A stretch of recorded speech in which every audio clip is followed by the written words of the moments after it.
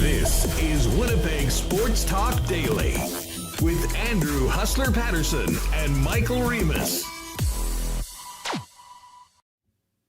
What's going on, everyone? Welcome to a big game day edition of Winnipeg Sports Talk Daily. We got the Jets and Chicago Blackhawks in action tonight at Canada Life Centre. Jonathan Toews' first game against the only NHL team he'd ever known before this season, coming home to play for the Winnipeg Jets. Crazy scene down at the rink this morning with a lot of visiting media. We will actually head out to Chicago to talk about this story from the Hawks' perspective a little bit later on with Marco Tirabassi from a CHGO network in Chi-Town.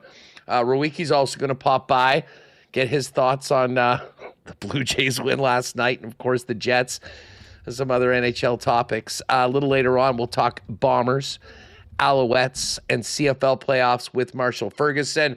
We do have an interesting Thursday nighter. Baltimore Ravens trying to get off the mat and back into playoff contention there in Miami. Thomas Tipple from Fantasy Points before the end of the show. But wow, I've run out of superlatives to talk about this team overall in the Toronto Blue Jays, but what happened last night with Tirabassi was simply historic. 22 years old. It is his fifth major league start. First one on the road. Puts together a 12 strikeout gem that will be talked about for years. And the Toronto Blue Jays are one win away from winning the World Series. They've got to go up against Yamamoto again, who was absolutely phenomenal in Game 2 of the series. But they are in a position to clinch their first championship in 32 years tomorrow night on Halloween at the Rogers Center. And if they don't get it done, we'll have Game 7 heaven for baseball fans Saturday night at the Dome. We knew after Game 4 that the World Series trophy would be handed out at the Rogers Center. And now the Jays have two cracks to get it done. We'll probably lead off with that, then dive into lots of Jet stuff for today's show. But great to have you all with us. What a last 3 days it's been. I mean, the Jays coming off the mat after that 18-inning heartbreaker and winning 2 in a row.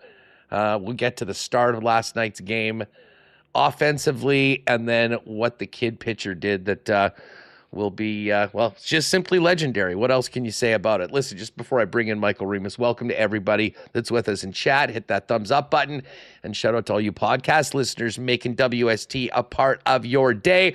Huge thanks to all the sponsors that make WST happen each and every day. Of course, our partners at CoolBet. Don't forget, tomorrow morning, 10 a.m., Jake, Pat, myself will be live with WST winners for Week 9. Getting ready for Chiefs, Bills, and more in the National Football League this week. Also, big thanks to Princess Auto.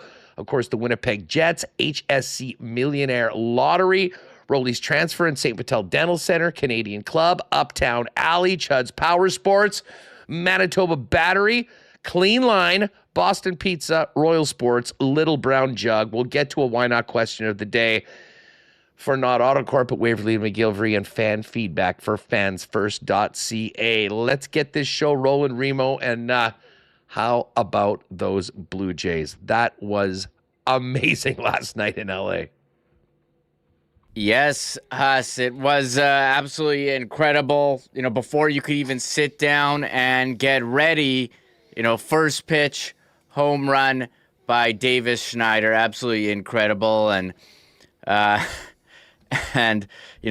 second batter of the game, Vlad Guerrero Jr. hitting a home run. What he's doing, incredible in this postseason.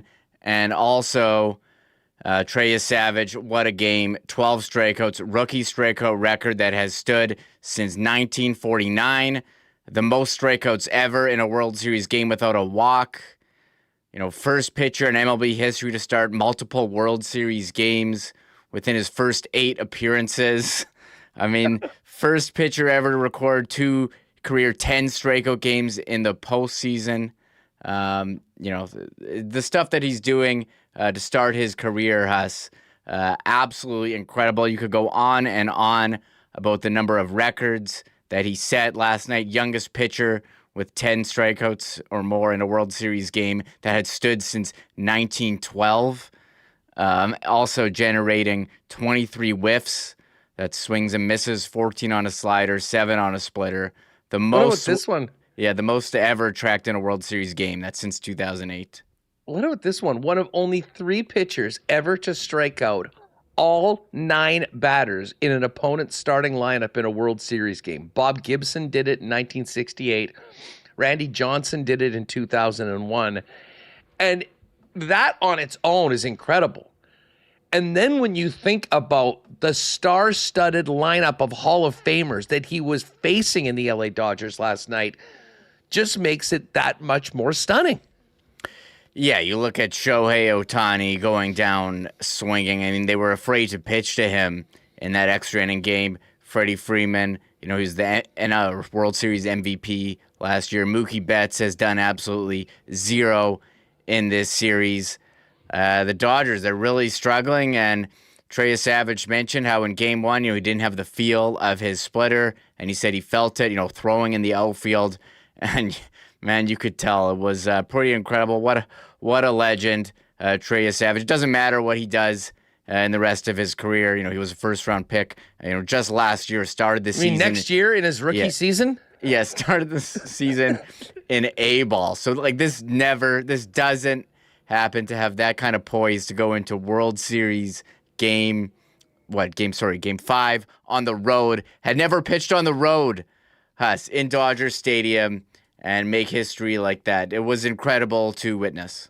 And rightly so. The story of the game is Trey Savage, which is with this historic pitching performance.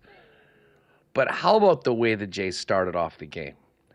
Like, I know there's a lot of people that were probably getting out to the Boston Pizza, wherever you were watching with your friends to watch the game. And I, about 2 minutes into the game, I turned to the fellas I was sitting with and going, aren't you happy you came on time for this one? You imagine just showing up like 5 minutes late? The LA crowd is notoriously late arriving.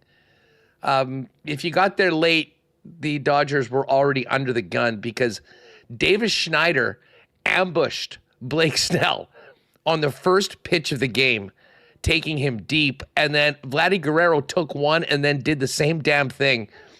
And the Jays had scored 2 runs on 2 solo shots in Blake Snell's first 3 pitches. Now, it wasn't a surprise to see Snell settle down and get into a groove and go well into the game. But the Jays took advantage of some wild pitches, some other things that happened, and ended up getting some insurance. But Savage was in such total control last night. It really felt like this was the Jays' game. From the end of the first inning, I think it was great to get those 2 runs, but then we had to see how the kid was going to do. And it was very clear very early that he was on, and he was going to be a very, very tough opponent for the LA Dodgers. Shout out Dan Shulman. When we talked about this off air, I know we've taken shots at Sportsnet before over the years for a myriad of things. I can't say enough about their coverage of the World Series. The amount of resources they put towards bringing their staff down to LA, the multiple panels, the interviews, everyone. And then on top of it all, you got Dan Shulman and Buck Martinez, who are at the top of their game right now. And Buck, I got to say, I tweeted this out last night. Buck was so dialed in on that game. First of all, as a former catcher, to bring up the fact that after Savage overthrew those 2 pitches against Freddie Freeman once he was up 0-2, that Alejandro Kirk needed to get out there. He called the shot. 5 seconds later, Kirk is walking up, calming him down. They get out of the inning. And then at the end of the 7th inning, and I tweeted this out, and this is obviously a big-time homer call, but this is a Jays broadcast. I have no issue with it. He says, there was a guy on first. There's one out. The guys were warming up at the pen. They knew he was coming out of the game probably after that batter.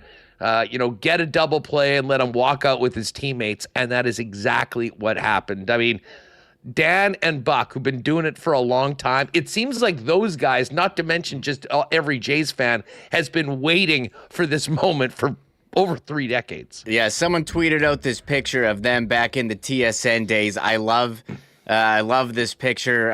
I think this is like 97, 98, going by that Jays logo, and I honestly think they look better today than they did, 25 years ago. But in a sports media landscape with national rights where you don't have the guys that you've been watching all season call the biggest games of the year, it's been incredible for Canadian baseball fans, for Blue Jays fans who've been riding with Buck and Dan Shulman, not just this year, but for years, for them to be able to call this game the biggest moment on Sportsnet. And, we ripped them yesterday for their app going down during Frozen Frenzy and the middle of the game. But I agree with you. Their coverage has been incredible. They broadcast in 4K, where not a lot of sports are in 4K these days, and it looks great on my TV. They've got multiple panels on top of panels. The Hazel May panel, Jamie Campbell panel. They're going to the Buck and Dan, and the camera angles, which we've talked about as well. Innovative broadcast. So they are knocking out of the park. The viewership has been out of control. The most watched games ever in Canada. And I imagine Game 6, I'm getting chills here, on Halloween will be bumping tomorrow night. Derek Schmidt, how many people are they going to lay off after this to pay for all the production? Hopefully none. I have a feeling that this is going to be a big moneymaker for them. Listen, Rogers not hurting with this run of the Blue Jays to the World Series, and of course, potentially 2 more home dates for them. But listen, I kind of brought up because I wanted to single out Buck and Dan for the calls that they made. Part of it was that the Jays are giving them the opportunity to make all-time calls, and we got it right out of the gate last night. If you were late or you tuned in 3 minutes after the game started, you missed this, and this was the Blue Jays, as I mentioned, ambushing Blake Snell, setting the tone right out of the gate. This is how it sounded from Dan and Buck. Game 5 is underway with a fly ball to deep left. Gone! The first pitch of the ball game, and Davis Schneider has hit it out.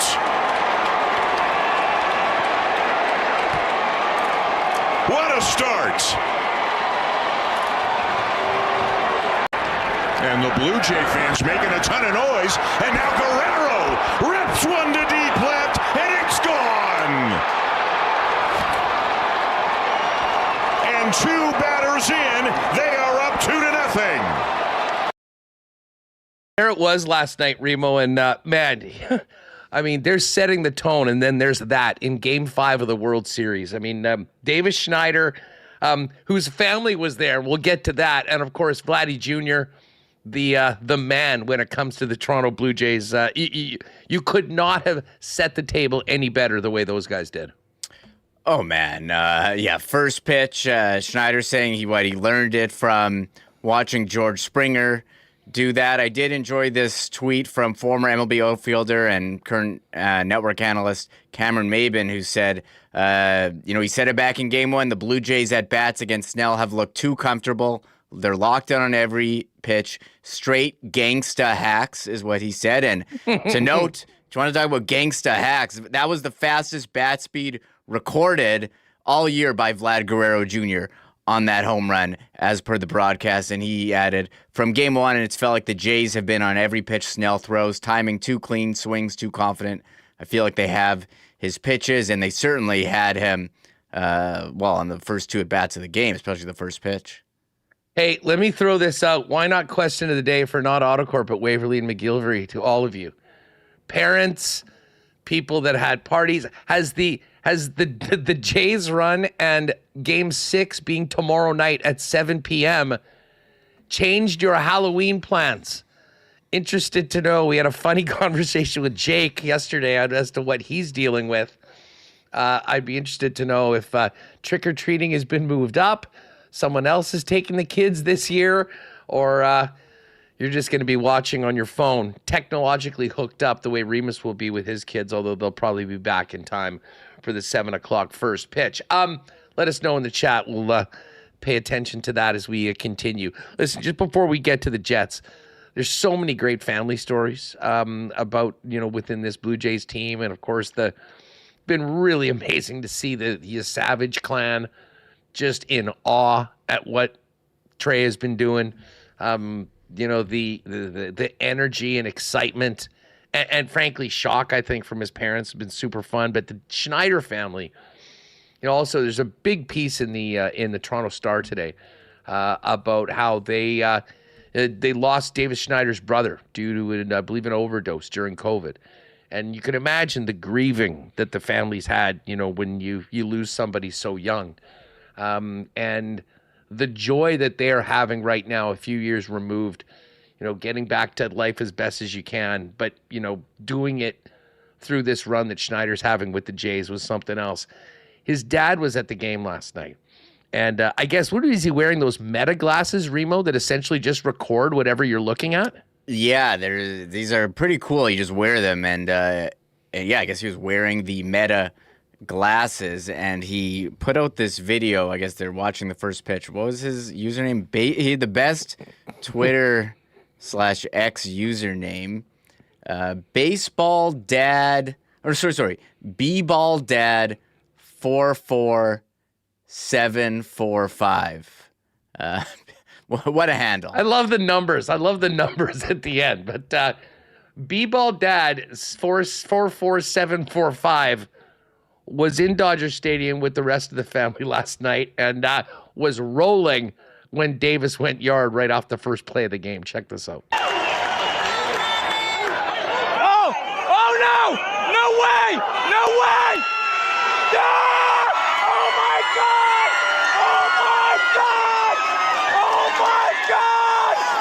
You gotta be kidding me! You gotta be kidding me! Woo! Woo! Holy Christ! Oh my God!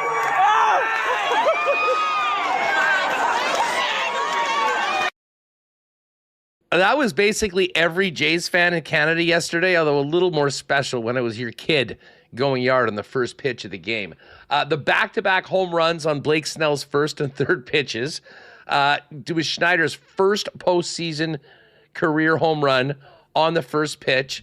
Vladdy, a Blue Jays record 8th postseason home run. First time in the World Series history a team began the game with consecutive home runs, and obviously set the tone immediately with the 2-0 lead before one out was recorded. And then Trey Savage took care of business the rest of the way. Pretty stunning, Remis, that the winning run was scored about 90 seconds into the game on the third pitch from Blake Snell to Vladimir Guerrero. Yeah, I was giving myself a pat on the back. I took Guerrero to homer in the their home run insurance promo, so it was pretty stress-free game from that point. But I mean, what a postseason Guerrero Jr. is having. Historic. He's big favorite now for MVP if they win. And I mean, you look at what the Jays top of their lineup doing compared to the Dodgers. It was supposed to be the Dodgers that had this offensive firepower, but really Bo Bichette with the RBI single. And you have the guys at the bottom of the lineup. IKF had RBI, Ernie Clements putting bat on ball as well. The Jays are getting it done as a team, but led by the superstar, Vlad Guerrero Jr., but also a historic pitching performance from Trey Savage. And Savage, he was asked if he could potentially be ready for Game 7. He goes, I'll be mentally ready for Game 6. So hopefully they don't need him but it will be all hands on deck. They got to go against Yamamoto, who was the boogeyman in game number 2. I'm sure Rewucki and Marshall Ferguson and Thomas Tipple will have something to say about this series as we get on. But I do want to get to the Jets coming up right away, which reminds me to tell you, hey, it's game day, folks. And if the Jets are playing, that means you can take advantage of the game day deal at McDonald's and pick up the iconic Big Mac or a filet of fish for just $4.49, but only through the McDonald's app. If you haven't used it already, download the McDonald's app. You'll get points for free stuff every time you go to McDonald's. But in the offers section, click on game day deals when the Jets are playing. $4.49 for that Big Mac or filet of fish today, right up until 11:59. So if you're on your way home from the game tonight with a little hunger, hopefully after a Jets win, you can pop in and use that as well. All right, we are going to get to the clean line lines and hear from Jonathan Toews and Scott Arniel in just a minute. I do want to thank our friends at Rolly's Transfer for their great support of Winnipeg Sports Talk. Of course, Rolly's has been with us for a number of years, and they've been with Manitobans for over 60 years, being the most trusted name in moving in Manitoba. If you do have a move coming up, head over to Rollies.com, click on Request an Estimate, hit that promo code, and put in WST for a special discount on moving services and moving supplies. And then let them know when you're moving, where you're moving to, what needs to go, and they'll turn it around quickly with a great quote and get you locked in for the white glove service and treatment that Rollies is famous for as the most trusted name in moving in Manitoba. For all your moving needs, make it Rollies. Find out more, request an estimate today over at Rollies.com.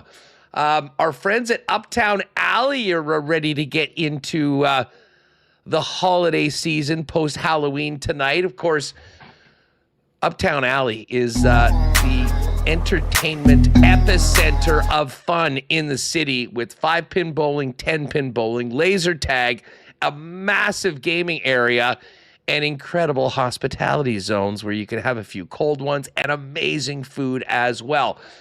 Best place in town to do birthday parties, whether it's for kids, teens, or adults.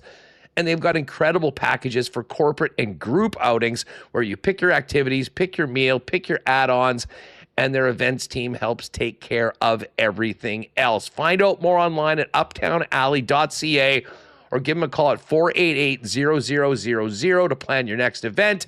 And keep in mind their Bowl and Play special is a daily deal every day after 9 p.m., 90 minutes of bowling and a $10 arcade card for just $20.49 for 5-pin or $22.49 for 10-pin bowling. Pop by and see them today. And keep your ears pinned for a WST event at Uptown in the new year. I know Dr. Terry's flying high today over at St. Vital Dental Center. Terry, of course, went out for one of the ALCS games, a big Jays guy, as everyone is, all smiles. But if you need some work on your smile or it's been a minute since you've been to the dentist, pop by and see Dr. Terry and his amazing staff at St. Vital Dental Center, serving generations of Winnipeggers for decades. And of course, they've got a beautiful new facility at 167 St. Anne's, state-of-the-art equipment and free convenient parking right behind the building. And they'll do it all for you. Cleanings, checkups, to things like dental implants for customers from 6 months to 99 years plus. For all your dental needs, St. Vital Dental Center's there for you. Hit them up online and make an appointment at stvitaldental.ca. And I'll tell you, there was probably a lot of Jays fans toasting that big win last night. We're hoping to be toasting a big Bomber win on Saturday afternoon after the Bombers take on the Alouettes in the East Semi. Of course, our friends at Canadian Club will help you do that with the official spirit of the Winnipeg Blue Bombers. Canadian Club, Canada's original Canadian whiskey since 1858. You can get a bottle of the iconic CC in a limited edition Blue Bomber label right now at Manitoba Liquor Marts, just in time for the holiday season, gift giving, and of course, Grey Cup festivities as well. Pop by your local Manitoba Liquor Marts and pick it up today while supplies last. The Blue Bomber Limited Edition Canadian Club, Canada's iconic Canadian whiskey. And, of course, you'll find it all throughout Princess Auto Stadium for the Grey Cup in November. All right, Reem, let's get to this game tonight. And this is a big divisional game. Chicago coming off a big win, putting up 7 on Ottawa. Jets squeaking one out in overtime against the Minnesota Wild. But let's face it, this isn't just another Central Division game between the Jets and the upstart Blackhawks. This is Jonathan Toews' first game against the only team he'd ever known in the National Hockey League. And with that comes a lot of attention, a lot of extra media. And let's face it, all eyes are going to be on number 19 tonight when the puck drops. Yeah, 100%. Still getting used to seeing Jonathan Toews in a number 19 Winnipeg Jets jersey, but for many around the league, you still see him as a Chicago Blackhawks. So when he goes face-to-face tonight with his old team, the team that he won 3 Stanley Cups with, was the captain of at a very young age, it'll be a bit weird. And, of course, with that happening, has a lot of big scrum today, and there's Connor Rabchak getting the photo for us with all the microphones in his face. I don't think it'll be as big as when he goes to Chicago and plays, but it's kind of weird. Being 2025, you see Patrick Kane in a Detroit jersey, and you see Jonathan Toews in a Chicago jersey. You think, oh, these guys are going to play their career forever. They're like Crosby has with Pittsburgh, like Ovechkin, but that's not the way that it played out in Chicago. And well, the Jets have been benefiting because Jonathan Toews has been pretty good here in his first 10 games, and according to his head coach, getting better every game. Let's hear from Toews. There were lots of questions for Toews today. What's this first one, Rew? Why don't you set this one up? Sure. He was asked, look, he was played on Chicago, but that was like 10 years ago now, and he was asked, is it a bit different? He played more recently than that, but a lot of the guys who were on those cup teams are no longer there. But he's asked if it feels a bit, not as impactful because it's not a lot of, former teammates on Chicago anymore. I don't know. That's a good question. I guess I don't think of it that way. Still got a couple good friends on the team, and the training staff and a lot of those guys are still there. But yeah, overall, I think there's still a connection to the organization and the city of Chicago, and I think there always will be. I think Chicago was my home for a long time, and it's days like this that you get to kind of stop for a second and reflect, look back, and I always said there was a lot of years in Chicago that felt like Groundhog's Day because it's like the same group of guys and same coaching staff and a lot of the same continuity, and so you kind of start to think that things are never going to change, or at least you just assume that that's the way things are with every organization, and but then things change really fast, and here we are. So I've always said too, I'm very thankful for how things went in Chicago. It was definitely a dream, and we had some tougher years at the end of my time there that helped you kind of put things in perspective and make you realize that the success we had is what everyone in the league is going after, and that's a really, really hard thing to do. And I think maybe when it happens early in your career, it's not that you take it for granted, but like I said, you just kind of assume this is normal on some level. But yeah, we'll always have a special connection to the people there and the city of Chicago, and so yeah, I'll be excited for this one tonight. All right, there's Jonathan Toews, the center of attention today down at Canada Life Center. We'll have more from Toews in a minute. We'll get to the lines for Clean Line, plumbing, heating, and electrical in just a moment as well. But there was a couple of other significant developments today from the Jets side of things.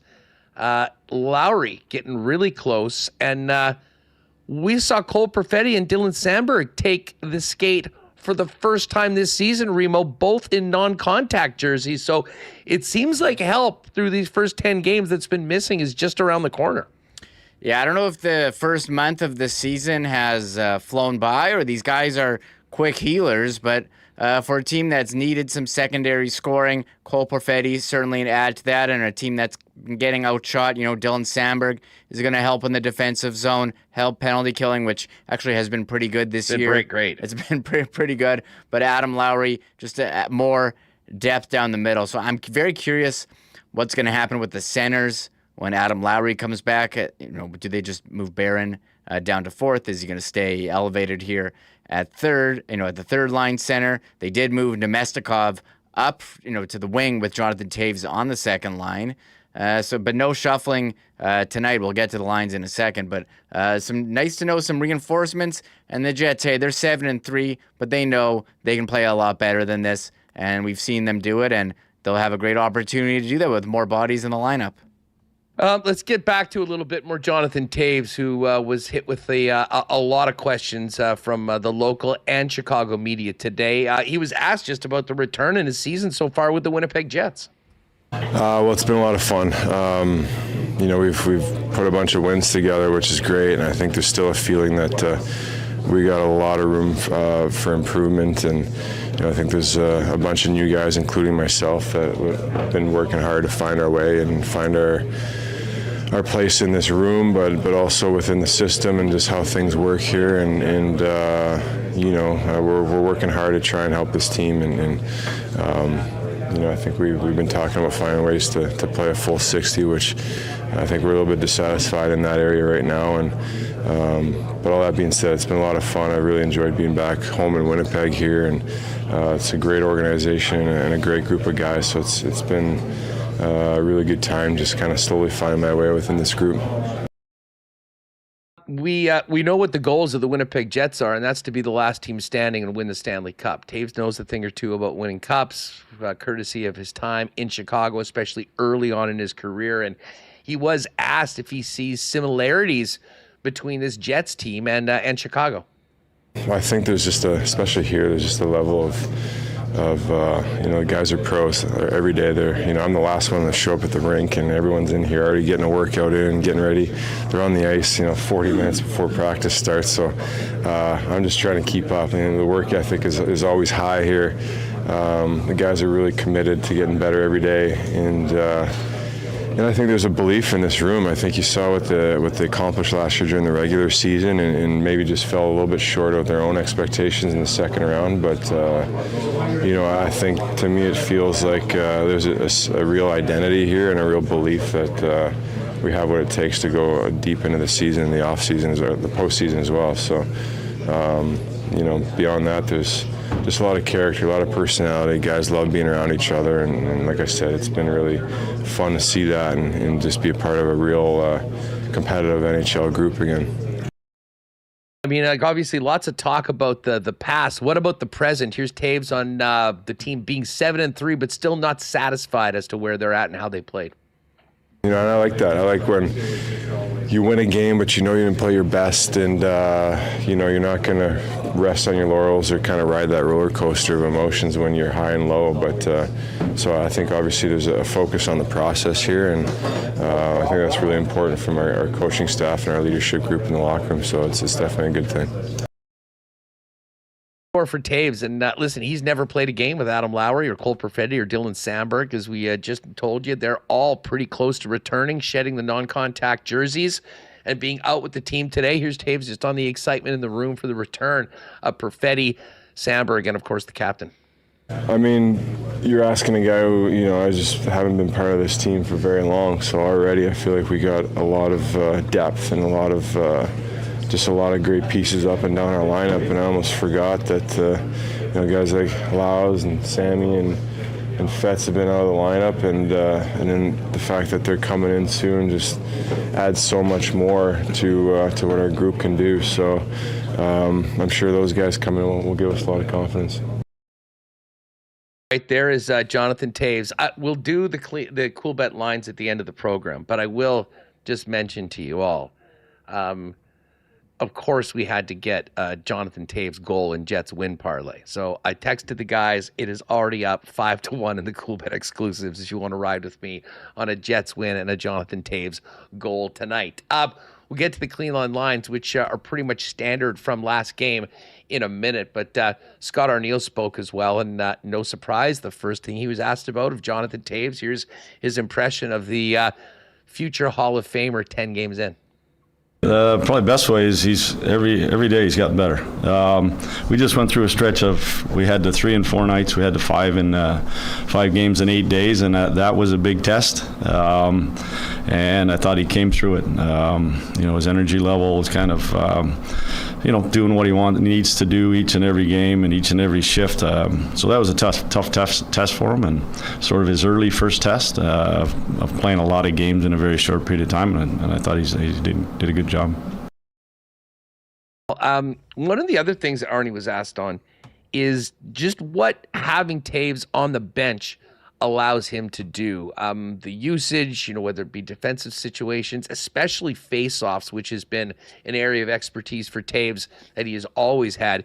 Here's what Arnie had to say about the ability to throw a Toews, whether it be for a draw or defensive play.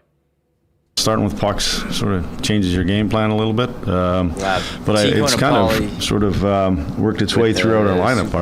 Our other centermen have all done a great job as well, and we're coming out of games. We have our own stat on face-offs that we keep, and even the league ones. When you come out of games and you're at the 55, 60 mark, even higher at times, it means you're starting with pucks. You're not chasing the game. Did you have doubts about what Toews was going to be able to do this year, at his age, coming off a couple of years away, and his ability to recover, and as he erased those doubts? Yeah, I don't think I ever had doubts. I think he's too great of an athlete. He's so driven. His mindset, his determination, all those things that we saw in Chicago for all those years when they obviously were doing what they were doing there and winning championships. He has that drive, and I met him in the summertime in August, and I think he wanted to play the next day if he could. So I knew it was all about playing these heavy games, playing a lot of games in a short period of time, getting up to speed with new line mates, new players, guys he's never ever been around before, kind of different systems, and he's been really good. He's been good with our guys. He's been really good with the coaches. Us kind of sort of showing him stuff individually, and I just think that he's improved each and every day. All right, there's Coach Scott Arniel, and one more just before we get to the lines for Clean Line. Here's the coach on not being entirely happy, as you could hear after the Minnesota game, on the way that they're playing overall, despite that 7-3 record. We're extremely happy that we're 7-3, but we have not played Jet hockey consistently as a group. Individually, shift to shift, we've kind of been inconsistent. So it is a good sign that we're a good hockey team, that we can find ways to win hockey games. And I'm glad it's happening in October instead of obviously later. I think has a lot to do with some of the injuries, some of the new bodies that are here, learning how we play. But when your leadership group takes responsibility, that's what you love. As a coach, every now and then you gotta maybe lay your personality on them, and it's how they respond. So it was just reminders that we got through the 10 games, but it wasn't how we need to play. And I didn't have to say a whole heck of a lot. They recognize it, and we've our specialty teams have been really good. Our goaltending has been really good, and we've, like I said, we've had parts of games that have looked like us. It just needs to be more consistent for 60 minutes. All right, so there is Coach Scott Arniel. Just before we bring in Brandon Rewucki, Remo, let's get to tonight's Jets lines, courtesy of our friends at Clean Line Plumbing, Heating, and Electrical, your local leader for over 40 years in the official plumbing service of the Winnipeg Jets. Captain approved. Here we go. Scheifele, Velarde, and Connor. No surprise there. Jonathan Toews in between Alex Iafallo and Vlad Nemetsnikov, who moved to the wing for the first time this season last game against the Wild. Morgan Barron bumped up in between Gus Bus 2.0, Gustav Nyquist, and Nino Niederreiter, and Parker Ford in the middle of Cole Koepke and Tanner Pearson on the Jets' fourth line. Defense remains unchanged. Morrissey and DeMello, Stanley and Pionk, and Fleury and Shen on the blue line. Big thanks to Clean Line for their support of Winnipeg Sports Talk as well. And every game day, if you're missing the show or you're a little late, just go to the Jets socials for the update on who's in and who's out and who's playing with who over on the socials. All right. Hey, listen, I want to just quickly before we bring in Brandon, Tico Napoli just dropped a super chat in, and it's in regard to an absolute tragedy in local sports. This morning, the Winnipeg School Division confirmed the death of a grade 12 student from Sisler High School who passed away after suffering a spinal injury during a football game earlier in the month. The division extended condolences to the family and friends. The player's not named, but he sustained a neck injury during a football game on the first play of the game. It was a bad collision described as a fluke play in a game between Sisler and Tech Vok. And T. Konopali said, as someone with an SCI injury, spinal cord injury, my heart breaks for the young high school football player and the family. Please find it in your hearts to join me and donate to SCI or HSC. And I'll tell you what, Tony, Paulie, as someone that also unfortunately had a pretty serious spinal cord injury and spent a lot of time in that unit at the Health Sciences Center and the Rehab Center, I will match that absolutely. And I mean, just an absolute tragedy that you never want to hear. So thoughts from all of us out to everyone that was close to the young player and the entire Sisler community. I've got friends that teach there. I know what a huge school that is, but how close-knit it is. And this is going to be something that'll take a long time for them to get past, but just absolutely terrible news from the high school football scene. We'll do our best to move on, and let's get to it and welcome in Brandon Rewucki from Skates and Plates. Rew, great to have you on the program. I know we were planning on kind of diving in and talking hockey right away, but I would remiss if I didn't ask you how your nights have been for the last few days watching this Blue Jays run. I mean, absolute magic.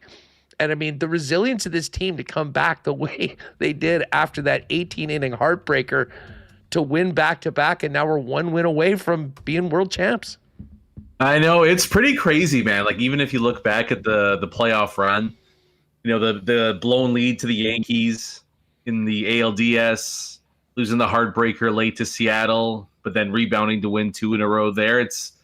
This is just the DNA of the team here. The team that's won the most games in MLB this year while trailing, right? So maybe we shouldn't be surprised, but pretty fitting that, you know, it happened in LA, but a star was born last night with Trey Savage's historic performance there. I mean, it's crazy. This whole World Series has just been pretty much as you could ask for. Like Ohtani and Vladdy both delivering. Then you had obviously the madness that was Game 3. I mean, you kind of want I thought about this watching last night. If you had to rank like the major sports in their playoffs in terms of like entertainment and drama and everything like that, I think baseball, hockey are the clear 1-2 in the power rankings there, and everybody else is playing for, you know, third place. Wherever you want to rank them, you can make a case for either one, but there's really nothing like playoff baseball, playoff hockey. Oh, I'm with you. I mean, if you are invested in it, I mean, if you have a rooting interest in the game, I mean, obviously people here, even casual fans, it's impossible not to get caught up in just how much fun this team is to watch. And I think they've been earning the respect and bringing more people on the bandwagon throughout this season. But I mean, dude, the tension and the stress of every single pitch is there. But I got to tell you, with the way the Jays started last night with bang, bang, shout out Dennis Bayak in the first and third pitch of the game, and then you Savage doing what he did in the first inning and moving on from there, like, obviously it was still stressful and it was tense, but I got to tell you, I had a way different level of confidence watching last night's game than I had at any other point in the series. Oh, for sure. It probably helped you Savage too. Like, you know, all of a sudden 3 pitches in and we're 2 up, and, you know, not that he made too many of them, but it's like, I can be aggressive, and one mistake isn't necessarily going to put us behind the 8 ball right away. Like, it doesn't hurt your team to go up 2 batters in. It's difficult to lose games when those things happen, but it's also one of the best lineups in 20, 30 years that the Dodgers have. And they were whiffing on basically half of the pitches he Savage threw yesterday. Like, just struggling to even make contact, let alone drive in runs. So it truly was one of those like performances you'll always remember where you were when you saw it. But it's pretty wild to us that if anything, it gets harder now. Like you beat Blake Snell, you knocked him out of games early 2 times in a row, and now you have to face maybe the only pitcher right now that's throwing better than Trey Savage, as we saw in Game 2 back in Toronto. So it's one of those funny things where it's like the Jays have been the better team through 5 games. You can make the case they could have wrapped this series up already, and they're borderline underdog status just because of the pitching matchup that's going to take place in Game 6. So it's going to be a wild one. I would just love to see the Jays have a chance to win it late in Game 6. You know what I mean? Like I just no blowouts. Just make it somewhat tight and have the tension and everything like that. And I don't think they're blowing anybody out with Yamamoto on the other side. I mean, I can tell you, I watched it in person through 9 excruciating innings on Saturday night, and I left there, still feeling, hey, they're right in this series. It's 1-1. But I did say to the guys, they got to win 2 in LA, because if you come back to Toronto facing elimination and Yamamoto's on the other side, that is going to be a tall task. They've got 2 outs right now. But I think the fact of the way they played in these last couple of games and the momentum they have will make them a far more dangerous team come Yamamoto. And again, it's their second time of seeing them. Whether that'll help at all, I guess we'll see. But I had to start off with that. I mean, everybody's talking about it. But all eyes tonight, though. And perfect scheduling to have this game tonight on the off day. It was tough to watch the Wild game and the Jets at the same time. But no surprise that all eyes were on 19 today at the morning skate and afterwards. With Jonathan Toews playing the first game against his former team, Brandon. Yeah, and I wonder if this really has a ton of him. Like the first game in Chicago to me is the one where, like, that's going to be difficult. A circus is what. That would be. Like that. Yeah, I almost like. Has he played with anybody on this team? Like, he was so long ago in Chicago. I can't imagine they have like maybe 2 or 3 guys. He basically said that. We just played it. He said there's a couple guys that are still around that were probably really young, at that moment. Training staff, some of the team staff, but you're right. I mean, this isn't the 2015 Hawks. I mean, there's been a lot of in and out in that hockey organization over since then. Yeah. So like, I think for him, it's probably more just weird. Like it'll just be weird seeing the jersey you wore for, what was it, 15 years, right? Like, but I don't know if there'll be any like emotional impact really in this one. The game in Chicago, I can understand where that's like, I don't know how I'm going to focus. And, although it is Captain Serious, so he'll probably easily find a way to do so.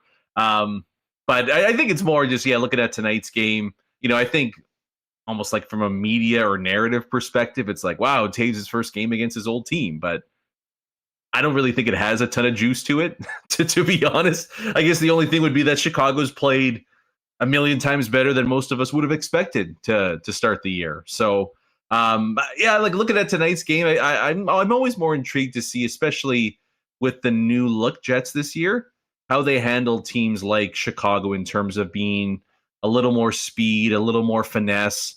I was interested when Utah came to town, how Winnipeg would handle, what is shaping up to be quite possibly one of the more talented teams in the league this year.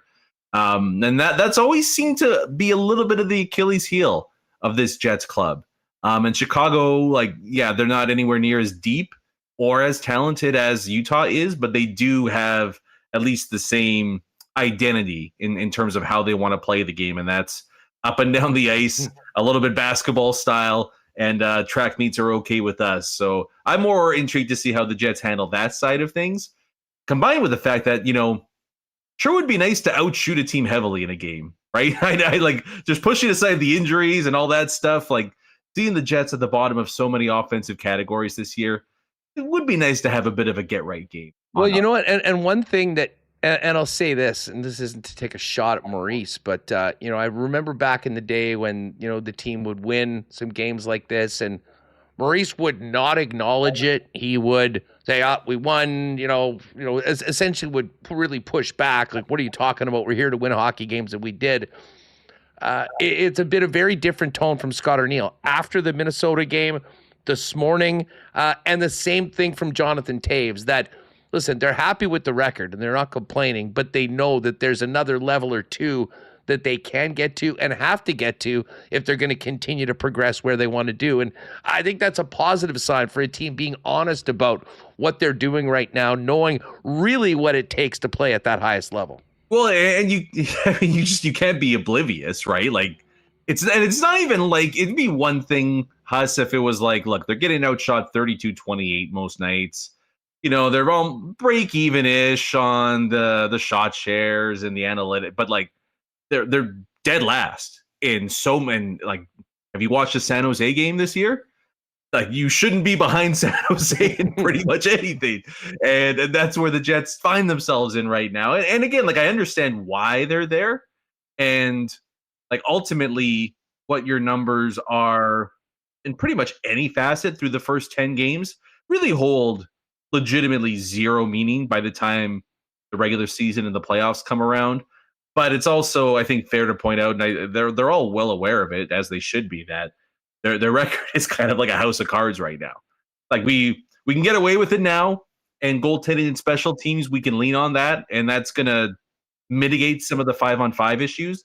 But it's so unsustainable, and they know that. And I guess just the hope is, like, look, we're not going to be a top 10 unit with the injuries we have right now, but we have to be middle of the pack, right? Like, there's got to be a middle ground there, and I think that's what Scott Arniel is asking for out of his team. I'm sure they're aware of it, and it wouldn't surprise me either if we see at least a couple steps in the right direction. You know what is sustainable? Winning almost every time you go to overtime because you've got Kyle Connor. Dude, how about that goal? Like, I mean, that was the most stone cold finish I can remember in a long time. Like, on the ice, he sees it, puts exactly where it is, and it almost looked too easy. And I look around the league, Oilers have lost a couple times in overtime. I think the Avs have done it 4 times. I mean, teams with the best, fastest, most skilled players in the league aren't having the sort of success that the Jets have had now for multiple years. It is weird, right? Like, I think I saw Murat write in his article, they're like 11-1. That trio of Connor, Scheifele, Morrissey, goals, 4 goals. Like, come on. Like, you would think even we should include Hellebuck in this equation, because I would suggest he's probably a pretty big start. I will concede. It's a big 4 instead of a big 3. But I mean, like, you would think even there'd be a couple games where you're feeling it, and you know, it rings off the post and they go the other way and score. But it's just like they get into the zone and it's like 1 or 2 cycles and it's in the back of the net. And the other team just really isn't able to figure out a solution to it. I mean, it's pretty fascinating. I mean, because you look at, like you mentioned, Colorado, what they could throw out there, Edmonton, what they could throw out there. But one of the things I really love that the Jets are so good at, those 3, is that they don't do the whole, oh, well, we didn't get a grade A chance here, let's cycle back into our zone and try to get something on the rush. They are probably the best in the NHL at having a level of patience, sticking inside the blue line, and then finding the right moment to attack off a cycle, off a dipsy doodle here or there. And it helps too when you've got 2 guys that can shoot and score from distance. And that's exactly what we saw with that. I mean, how many times have they scored that type of a goal that they did against Minnesota, where it's either Scheifele or Connor from in and around the Reinette line, and the goalie sees it and they just can't catch up to it. So it's pretty remarkable that they're able to do so. And it's, in a way you kind of lean on it a little bit, right? Like, it's almost like a team that's got an ace bullpen. Like, we don't have to, we can, if we win this game, if we can stay tied going into the 6th or 7th, we're going to be just fine. And there's a level of comfort there for Winnipeg. It's like, if we can just get it to OT, like, we like our chances there, especially now, more than 5-on-5 at this point. Brandon Rewucki is with us here on Winnipeg Sports Talk. We're going to head to Chicago in just a few minutes to talk about kind of the Chicago side of seeing Toews in another uniform for the first time. But we have some news to announce. The Jet fans are going to want to know. True North Sports and Entertainment and TSN just announced a new multi-year rights extension for the regional Winnipeg Jets coverage. So that's great news. More years of Dan and Kevin and the TSN team covering the games, and all of our games being available on TSN3 for the regional broadcast. Speaking of contract extensions, Brandon, Nakash signs for 8 years today with the Colorado Avalanche. Where did he get? $92 million. Thomas Harley, 8 by 10.6. And Logan Cooley, 8 by 10. There's been some pretty interesting business done around the league this year on some long-term extensions. Yeah, it's funny because it also brings up my biggest, I don't even know if it's a pet peeve. It's more so just like, it boggles my mind that people that should be smarter than this are about to do it. But I think what we're seeing is that teams are just going to hoard and at all costs keep and retain anybody that shows an elite level of talent moving forward. They're just like, how many teams right now are looking for some level of a second line center? How many teams are looking for everyone a breaker out on the wing, right? Like pretty much everyone, right? And I mean, we're going to add 2 more teams to the mix. And free agencies, the biggest deal of free agency is going to be a 4x4. Some third line winger is able to find a way on a team, right? So I think it's just it's exactly what it is. It's the sign of the times that we're in with the cap going up, that teams, I don't even know how much, like how many of these guys that they are 100%, we got to keep them in the fold at all costs. It's just that, like, if we don't keep them, there's no real alternative for us out there right now. And so what was shaping up to be the greatest free agent class in history is now set to be the biggest dud July 1st of all time. We were joking up earlier today that the guy that's the most pissed off about this is James Duthie. Yeah. He's going to probably be working World Cup at that time. So maybe they just scrapped the free agent frenzy this year on July 1st. Everyone can watch the World Cup and, just go to the ticker like old times. It'll be interesting. I mean, I have to admit, I love the Cooley deal for Utah. Oh, yeah. I think that's going to be money well spent. Hard to argue with Thomas Harley. I mean, with what he did last year, going from a guy that most people didn't know to a guy playing big minutes with Canada in the Four Nations and a huge part of Dallas's run to the conference final again. The Nakash one is a little interesting to me because I'm still not entirely sure that the Avalanche are sold on him. You know what I'm saying? But I think the bottom line is they're figuring out what the value of that player is. I haven't seen if there's any sort of no move or no trade deal in that. I just know what the numbers are. Like, I'm not sure Nakash actually plays the rest of this contract in Colorado. But after what happened last year, it was very clear that the Avalanche felt a ton of pressure to get something done and to not be left holding the bag as they see Mikko Rantanen 5 times a year plus playoffs, often in likelihood in Dallas, for the money that he wanted from them in the first place. I'm totally with it. Like, it's almost like they're looking at it as we're signing an asset to this contract. Yes. And then we'll just have to figure out where it goes from here. It's bizarre, but that's exactly what it is, because it's like, okay, we lose him. Now what? Oh, we get all this cap space. Great. We can't sign anybody that can replicate even close to what he's able to do point wide. I mean, I wonder how much seeing Toronto's early season struggles play into this too, right, Huss? Like, the Leafs look like a husk of themselves with Mitch Marner lighting it up in Vegas, and everybody was saying, well, this will allow them to be a deeper, more complete team. Well, 12, 13, 14 million. Give me the 100-point guy over a third-line winger and a, smallish, semi-productive second-line wing guy. So I just think teams have come to the realization here that it's not even that you have to win these big contracts. It's like, just sign the talent. Like, we'll have to figure it out after that. But if we have the talent, that's the hardest thing to acquire in today's NHL. And so we'll have to figure out what to do after that. So listen, they might need to do that with the Makar extension in the future, but at least I think this is a number that they can stomach and know that talent-starved teams around the league will not blink at 11-5 for a point-plus a game player that they think can come in and be a star top-line guy for them if it gets to that right now. Interesting stuff. Enjoy the game tonight and tomorrow. Quickly, I was asking everyone, now your kids are pretty small.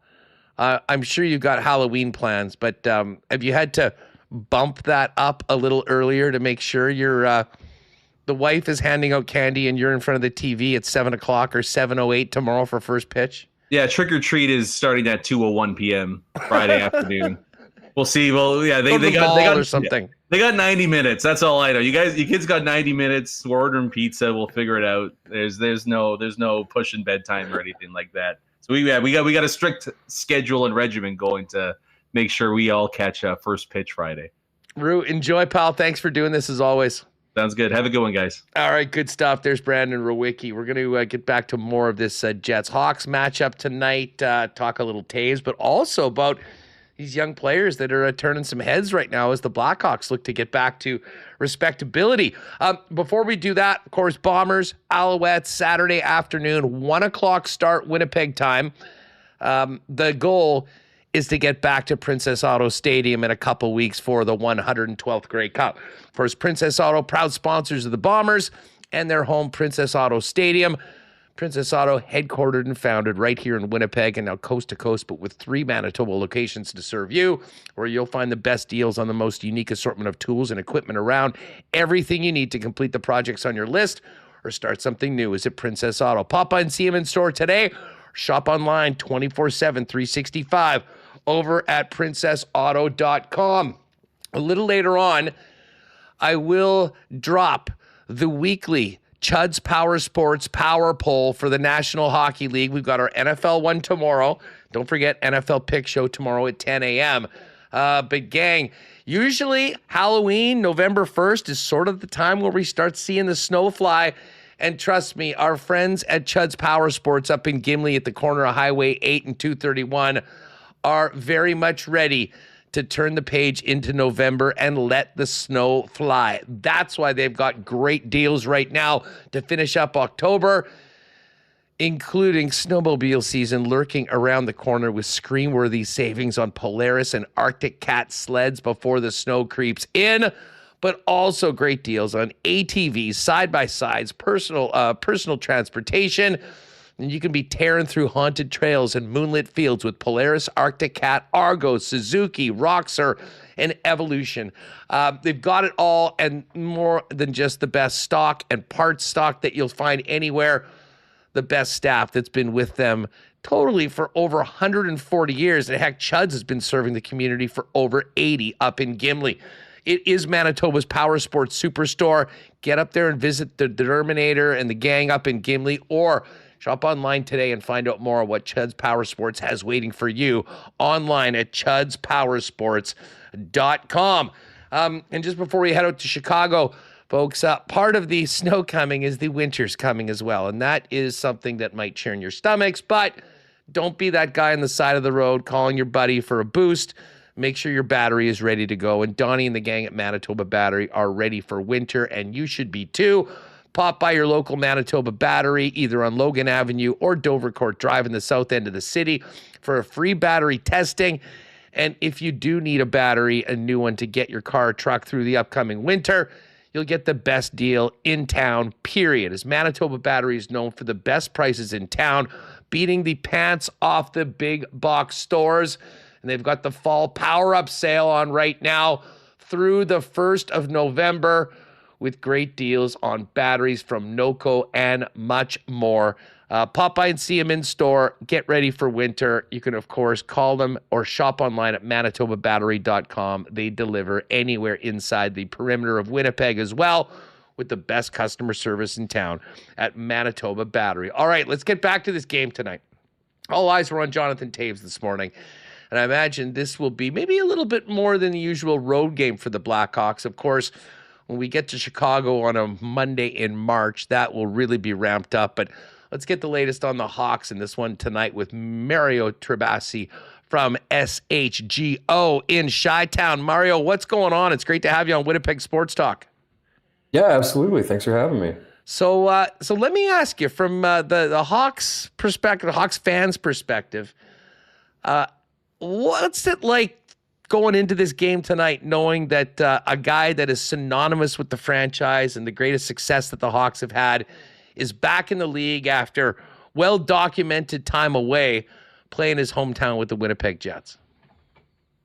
I think initially when Toews signed in Winnipeg, and Blackhawks fans had to kind of digest that. I think initially the excitement was around, okay, well, he comes back to town January 19th. Like that was kind of the initial point of like, okay, that's probably going to be the big night where everyone gets in their, emotions and has all the memories and everything like that. But this game kind of snuck up on Chicago, where you gear up for a 6-game road trip, and you're playing the way that they have been this season. A lot of the focus has been on this group and this team and the way that they've started the season.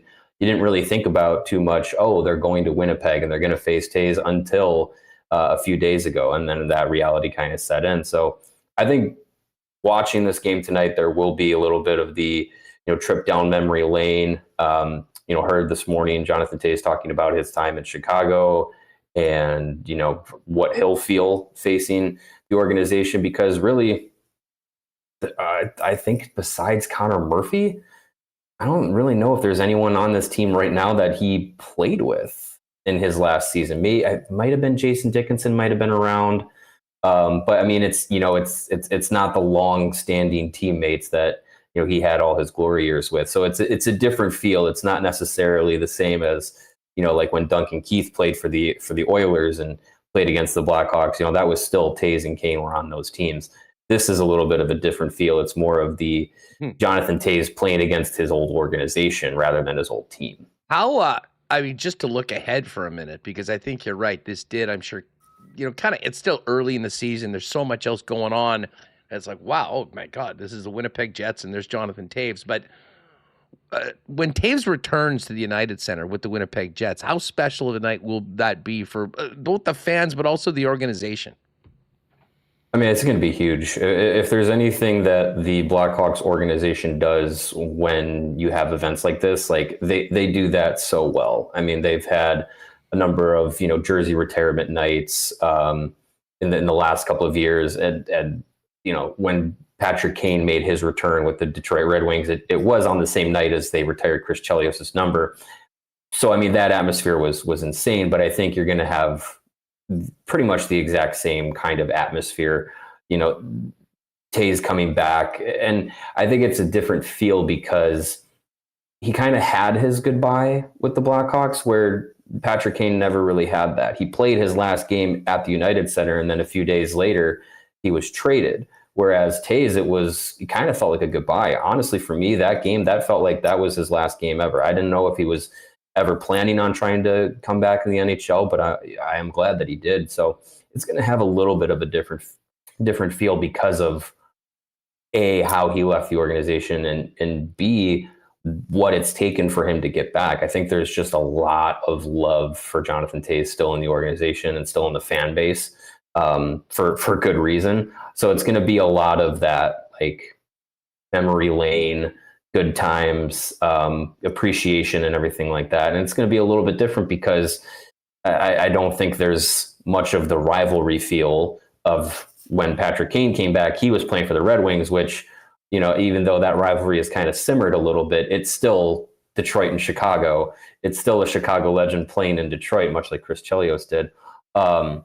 But with Toews, it's just like, yeah, he's playing for his hometown. He's playing for the Jets. Like that's a good story, a good move for him. And I don't know if there's too much animosity between the teams. So I think there's going to be a lot of love in that arena for Toews that night. Yeah, no, I agree with you on that, and it'll be I think one of the more special road games the team Winnipeg plays at any point this season, or frankly for a long time, just considering the circumstances around it. I mean, you mentioned Toews being the captain during the glory days.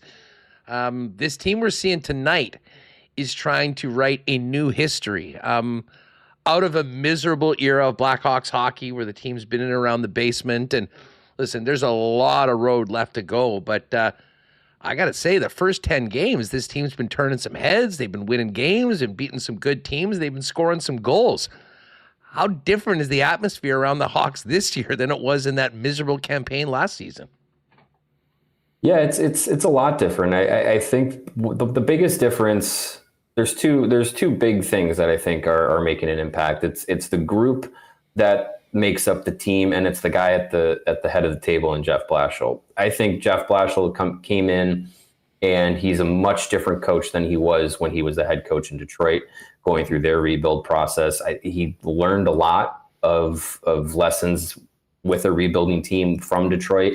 And then, he gets a couple of years on the Tampa Bay Lightning staff with John Cooper. So he gets to be in an atmosphere where they're trying to win and contend for Stanley Cups, and they have elite level talent.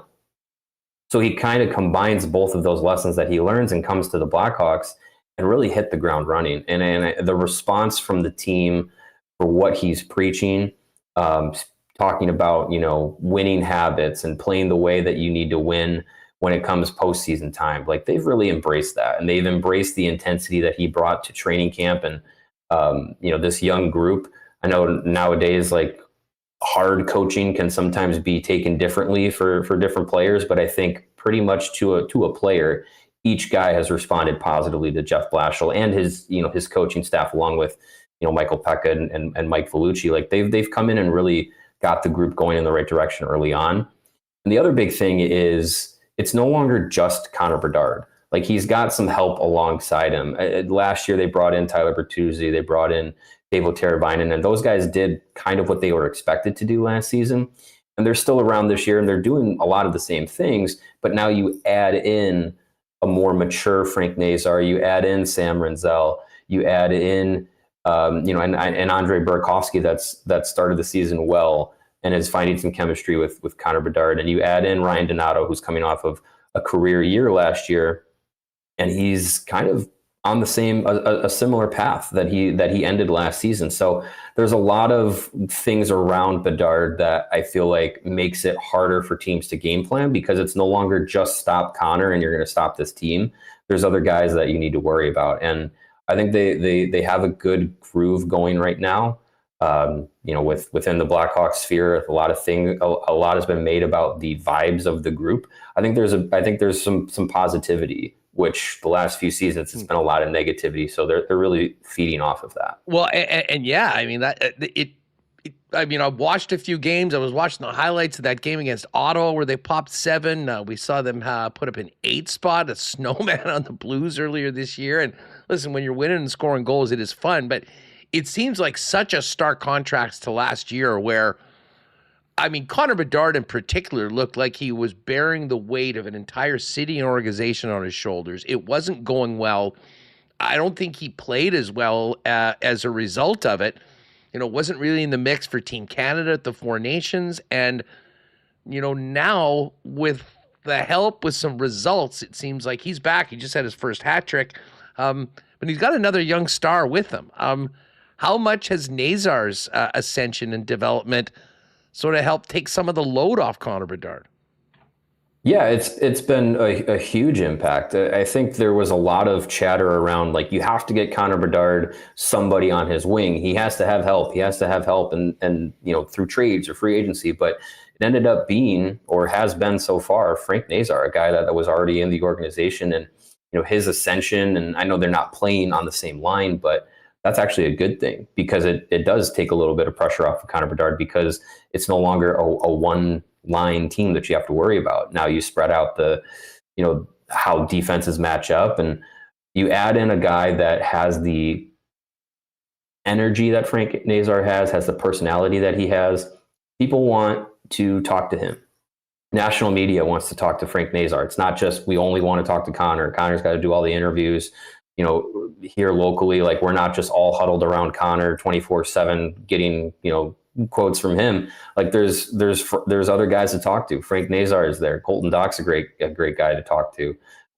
There's a lot of young players that are taking like that weight, not only on, but off the ice as well, off of the shoulders of Bedard. And I think that's doing wonders for him. He's also matured. I think, being a teenager in the NHL, being a face of a franchise and having all of those responsibilities, it's a lot. It's a lot to handle. And I think year 3, he's starting to kind of unwind a little bit. Recently, we've been hearing about, how he's not really caring too much about what he says nowadays. And he's, I talked to him a few days ago about, his routines and his habits, pregame stuff. And he says, I'm doing way less than I used to as a pregame routine because it just mentally takes the load off of you. Those things don't matter in the long run. So it's just, it feels like he's kind of growing into being a professional and finding out like what really does matter and what doesn't, and what people care about and what they don't, and what he can focus on and control. And I think that's doing a really, a big service for him to grow in his third year. Hey, Mario, before we go, I mean, so much attention on the young guys up front. And, speaking of young guys, you got Spencer Knight there after the Seth Jones trade. Is he the guy? Early returns say yes.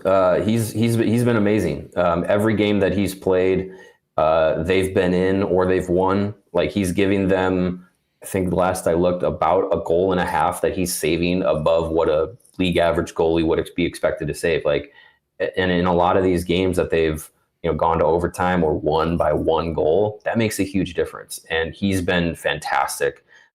He's been a guy that has had the pedigree, and he's had the experience to play in a Panthers organization behind Sergei Bobrovsky and in an organization that's focused on winning Stanley Cups.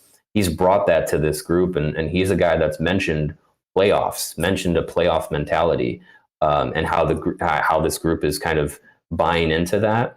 So I don't want to get ahead of ourselves, but he's a guy that's kind of talking about, getting to the postseason this season. And he's a guy that's doing all he can to help this team, be in a playoff picture early, but also maybe hold on to that spot as we get to March and April. And he's expressed wanting to be a guy in the NHL, a goalie that plays 60 games or so. And that's not too common nowadays, but he's a guy that I think right now he's got the ability to do that. And he's been probably the most important Blackhawk across the board. You talk about this matchup tonight between the Jets and the Blackhawks, like two teams that are really benefiting from really good goaltending.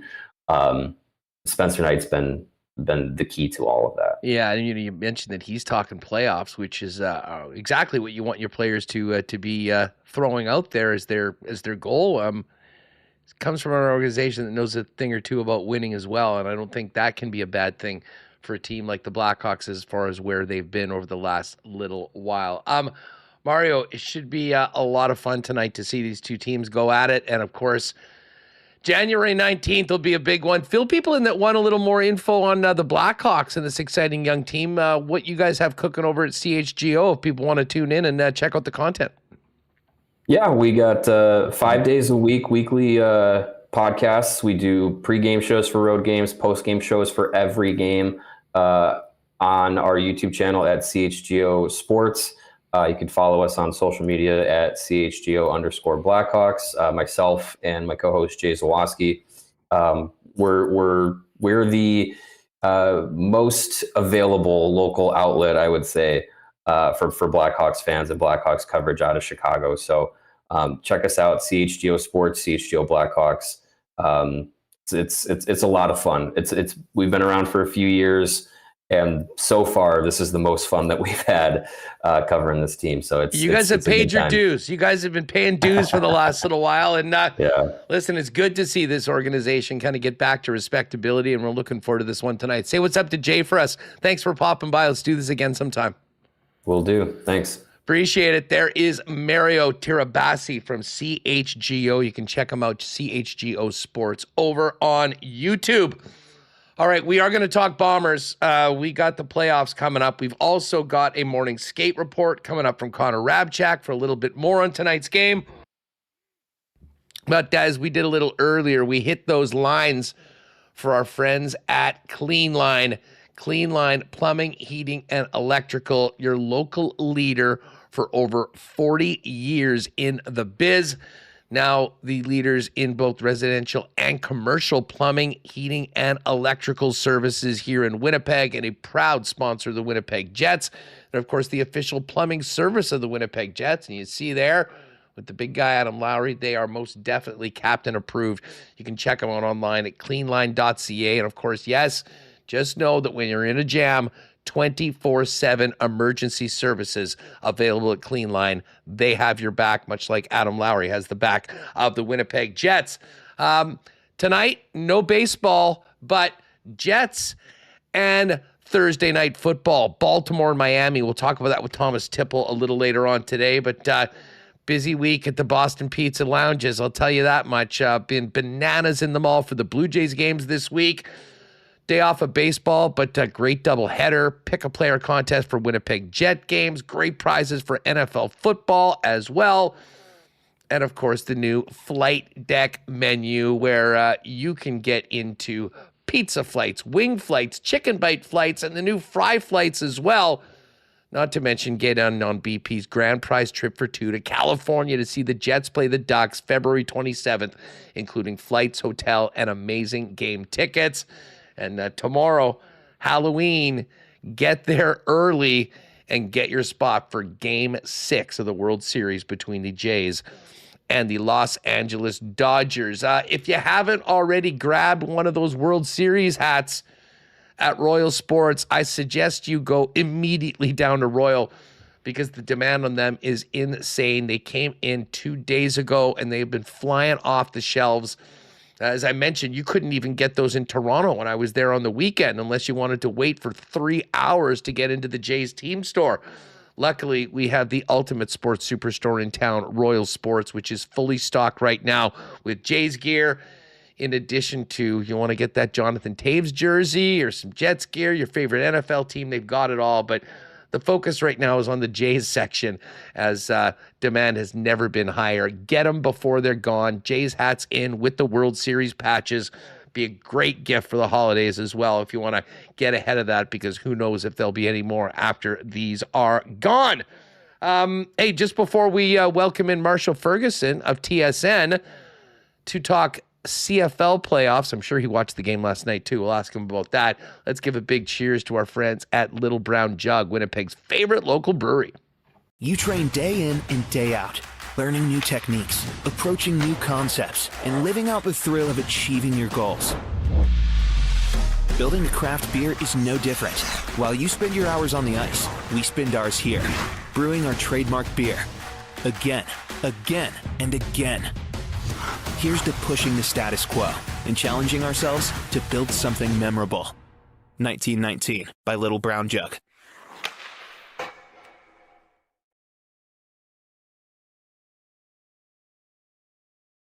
All right, let's bring in our pal Brandon Rewucki, host of Skates and Plates. Find it wherever you get your Winnipeg Sports Talk audio podcast. Rew, what's going on? How are you?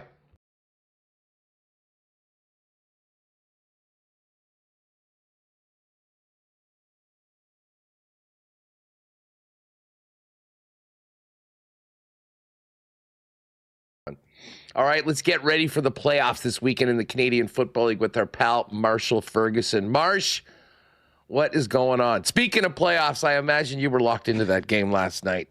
I was. Yeah, they always say that like the commonality is quarterbacks and goaltenders, right? Because it's like the singular position and all the rest. I am so fascinated by pitching because like if a guy goes sidearm in the CFL, like Zach Collaros, like rips one and completes it to Dembski or something, we're all like, ooh. And I watch sometimes the super slow-mos of like grips and pitches and delivery and how they can look the same and end up in different places, and it just blows my mind. So obviously Yasavage going crazy was a lot of fun because the whole concept of even like they're talking on the broadcast about his delivery so crazy high and he gets so much spin on it because it looks different and these people haven't seen his release before, and I'm like, there's so much stuff that's they're treating him like a lefty. Yeah, but it's so interesting to me because in all honesty, I don't understand much about pitching. I just don't. I wasn't raised around it. I don't watch baseball religiously. I don't watch the breakdown of this stuff. But when the playoffs come and the Blue Jays go on a run, I'm just sitting there fascinated by everything because I love watching people just throw stuff because I'm a quarterback. So it's been pretty cool to watch. Yeah, it's amazing. And if you see the bags under the eyes, that's just from multiple late nights with the Jays because you have to stay up, especially when they're playing on the West Coast. Yeah, I mean, listen, I always say Central Division time zone the best. You know, we start the games at 6. The Eastern games, our West Coast games are at 9. No one was prepared for 18 innings on Monday to start things off. But, I mean, for you guys out east, I mean, that was 3 in the morning. Well, I will say this, though. So I was with my son that night, and we watched until about the 4th inning. And then the next morning, we woke up, and I'm taking him to school, and I'm like, buddy, we don't even know who won the Jays game last night. He's like, yeah, can we watch the highlights? I'm like, sure. So I threw on the little 6-minute condensed on my phone. Without knowing. Well, I had no idea. But here's the funny thing. In the highlight pack, because it was one of those super smashed together 6-minute ones on YouTube, all I heard was Dan Schulman about 17 times in a row going essentially like Varger makes the catch, and then it's like, I hear that 7 times. It's like Varsho back, got it. Varsho back, got it. And I turn around and know, I'm like, what inning are they in right now? Because they weren't saying it on the broadcast in that highlight pack, so I had no idea how late the game actually went, and then I essentially ended that highlight pack without hearing it at all. And I had a friend text me that was like, 18 innings, man, did you stay up for that? And I'm like, that was 18. I'm like, because the highlight, I didn't even know. And immediately my brain started spinning where I'm like, what is that going to do to recovery and the next game? So I was as fascinated by like the sports science and the recovery aspect of it as I was the actual game when it was game number 4 that they were in on there. Well, so yeah, you know what? crazy. I mean, the mental aspect of this in the series has just been so incredible. How the Dodgers won that game, and yet they're the team that looked like they had the hangover, and the Jays seemingly hasn't missed a beat. But just for performance, I mean, as a guy that is played at a high level, I mean, you're calling the Canadian Football League. I mean, you're into sports. The performance of Trey Savage at that age with such few experience, I mean, putting himself into the record book, the greatest start in Blue Jays history on the biggest stage, his first road start. You run out of superlatives for what we witnessed last night. Yeah, totally. And I'll bring this back to, it has very little to actually do with me and my playing career, but this team reminds, because what have they beat to death on the broadcast? They have ultimate belief in themselves. They understand that their brand of baseball is going to be good enough if they play at their level. It's not about anybody else. It's about, can they execute their game plan, their style? Can they, get runners on when they're at the bottom of the lineup, on and on and on? Can we get the best out of Vladdy?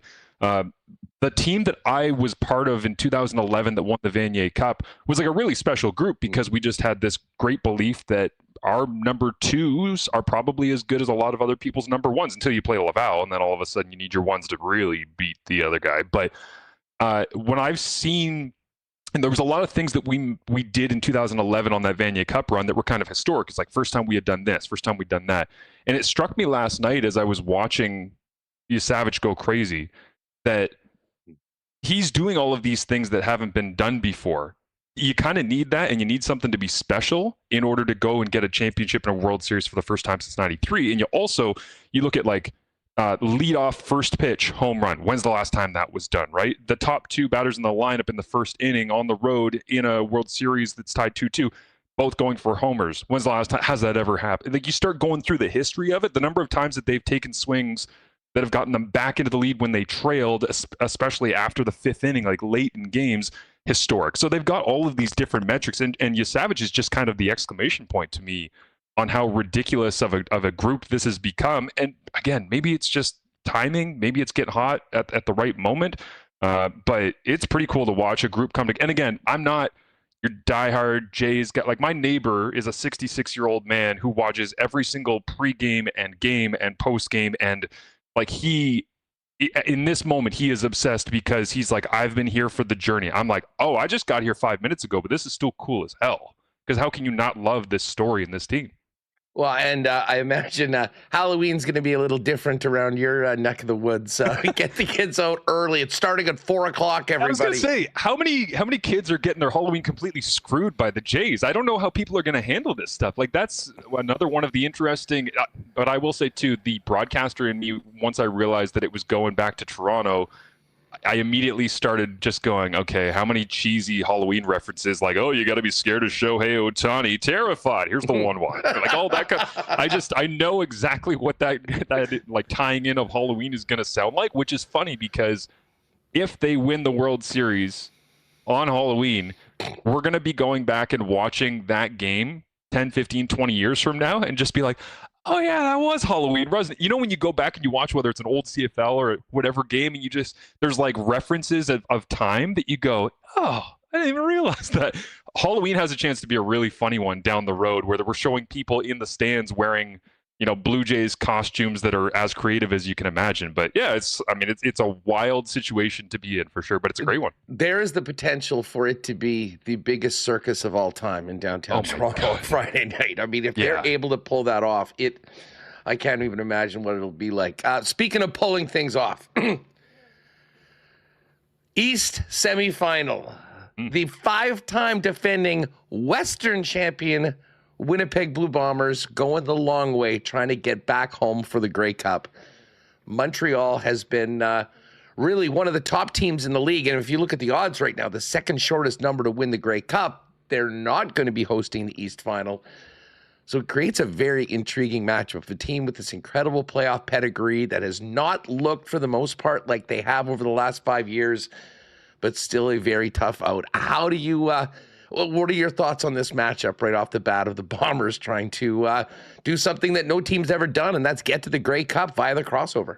Yeah, and doing it as a team that's never crossed over before is an interesting one, right? But it's funny because we make a big deal about this. It's like they were in the East for a long time, so it's like they might not have crossed over officially. However, when you're playing in the East, it's not as though the East playoffs are exactly daunting and strange and mysterious to people who are big Winnipeg Blue Bombers fans. So my biggest thought on it is the quarterbacking, whether it be Strevy or Zach, even Wilson at times when he's gotten his chance, it's been, like you say, up and down. It hasn't looked as smooth for the majority of 2025 as we've seen in the last 5 years when they've gone on these runs.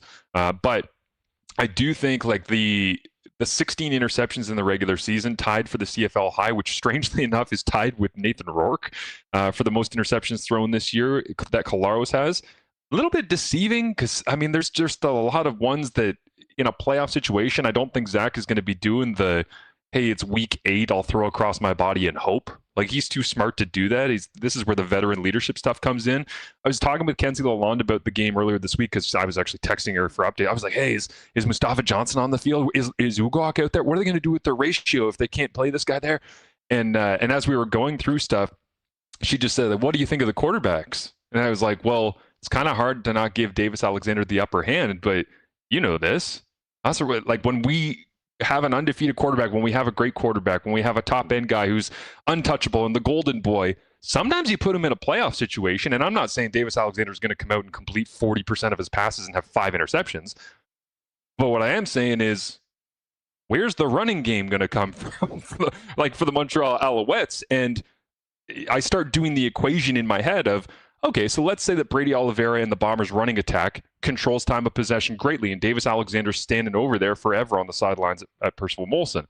Now he gets in, and the defense makes a play or two. Tony Jones flies in, brings them down. Now they're in 2nd and 15. At what point does the guy who's undefeated, who's playing at home, that should be able to have this big celebratory, it's been a great year, we're going to keep this year going. In playoff games, that pendulum can often swing to, oh man, there's a lot of pressure here. And I think Davis Alexander is built for the pressure of playoffs, but I also know that a lot of people believe that if this were to end in the East semi, and how many times we've seen this in the CFL where it's full season long and everyone's grinding away and going to get to and then you snap your fingers and it's over, right? Montreal has the risk of that if they don't play this game in a way that their defense, I think, creates some plays for them. The one I will say that I find really interesting is when I was doing the breakdown on CFL.ca, I gave the advantage in special teams to Montreal. And I had all sorts of people coming after me on social media saying, have you heard of Trey Vavel? Yeah, I have. He's amazing. He's great. The problem is Byron Archambault's special teams unit for the Alouettes is incredible. Like punts inside the 10, I've talked with Byron about this. He focuses a session every single week on best ways to essentially eliminate returners, whether it be kick positioning, game planning, scripting different parts of the game where he wants to be able to have 5 different looks on teams. And also Montreal, this was great. I actually did a Montreal-Ottawa game, I think in week 20, and I asked Byron, why are you guys the only ones that haven't really allowed a touchdown return this year in a year where there's been so many returns? And he's like, do you want the short or the long answer? I was like, well, we probably can't use the long one on air. And he rattled off, he's like, body positioning, kick location, staying inside lanes, not overrunning the football. He listed like 18 things, and he's like, I could dive in on all of those, but we coach them all. So I'm super interested to see whether or not Vavel just gets completely eliminated, essentially, through the expertise that Montreal has on special teams. But if he has a big return, if Winnipeg has possession of the ball for a while, then I think they've got a good opportunity. Yeah, I mean, speaking of special teams, the other guy that we do need to mention is Sergio Castillo, because I really do think that the path to a victory for the Bombers is a close game. I mean, he's hanging it, and you mentioned it. You made me feel smart there. I was talking with Ed Tate, and he was asking me, what are the things the Bombers need to do to win this football game? And I leaned on exactly what you said, like winning the time of possession.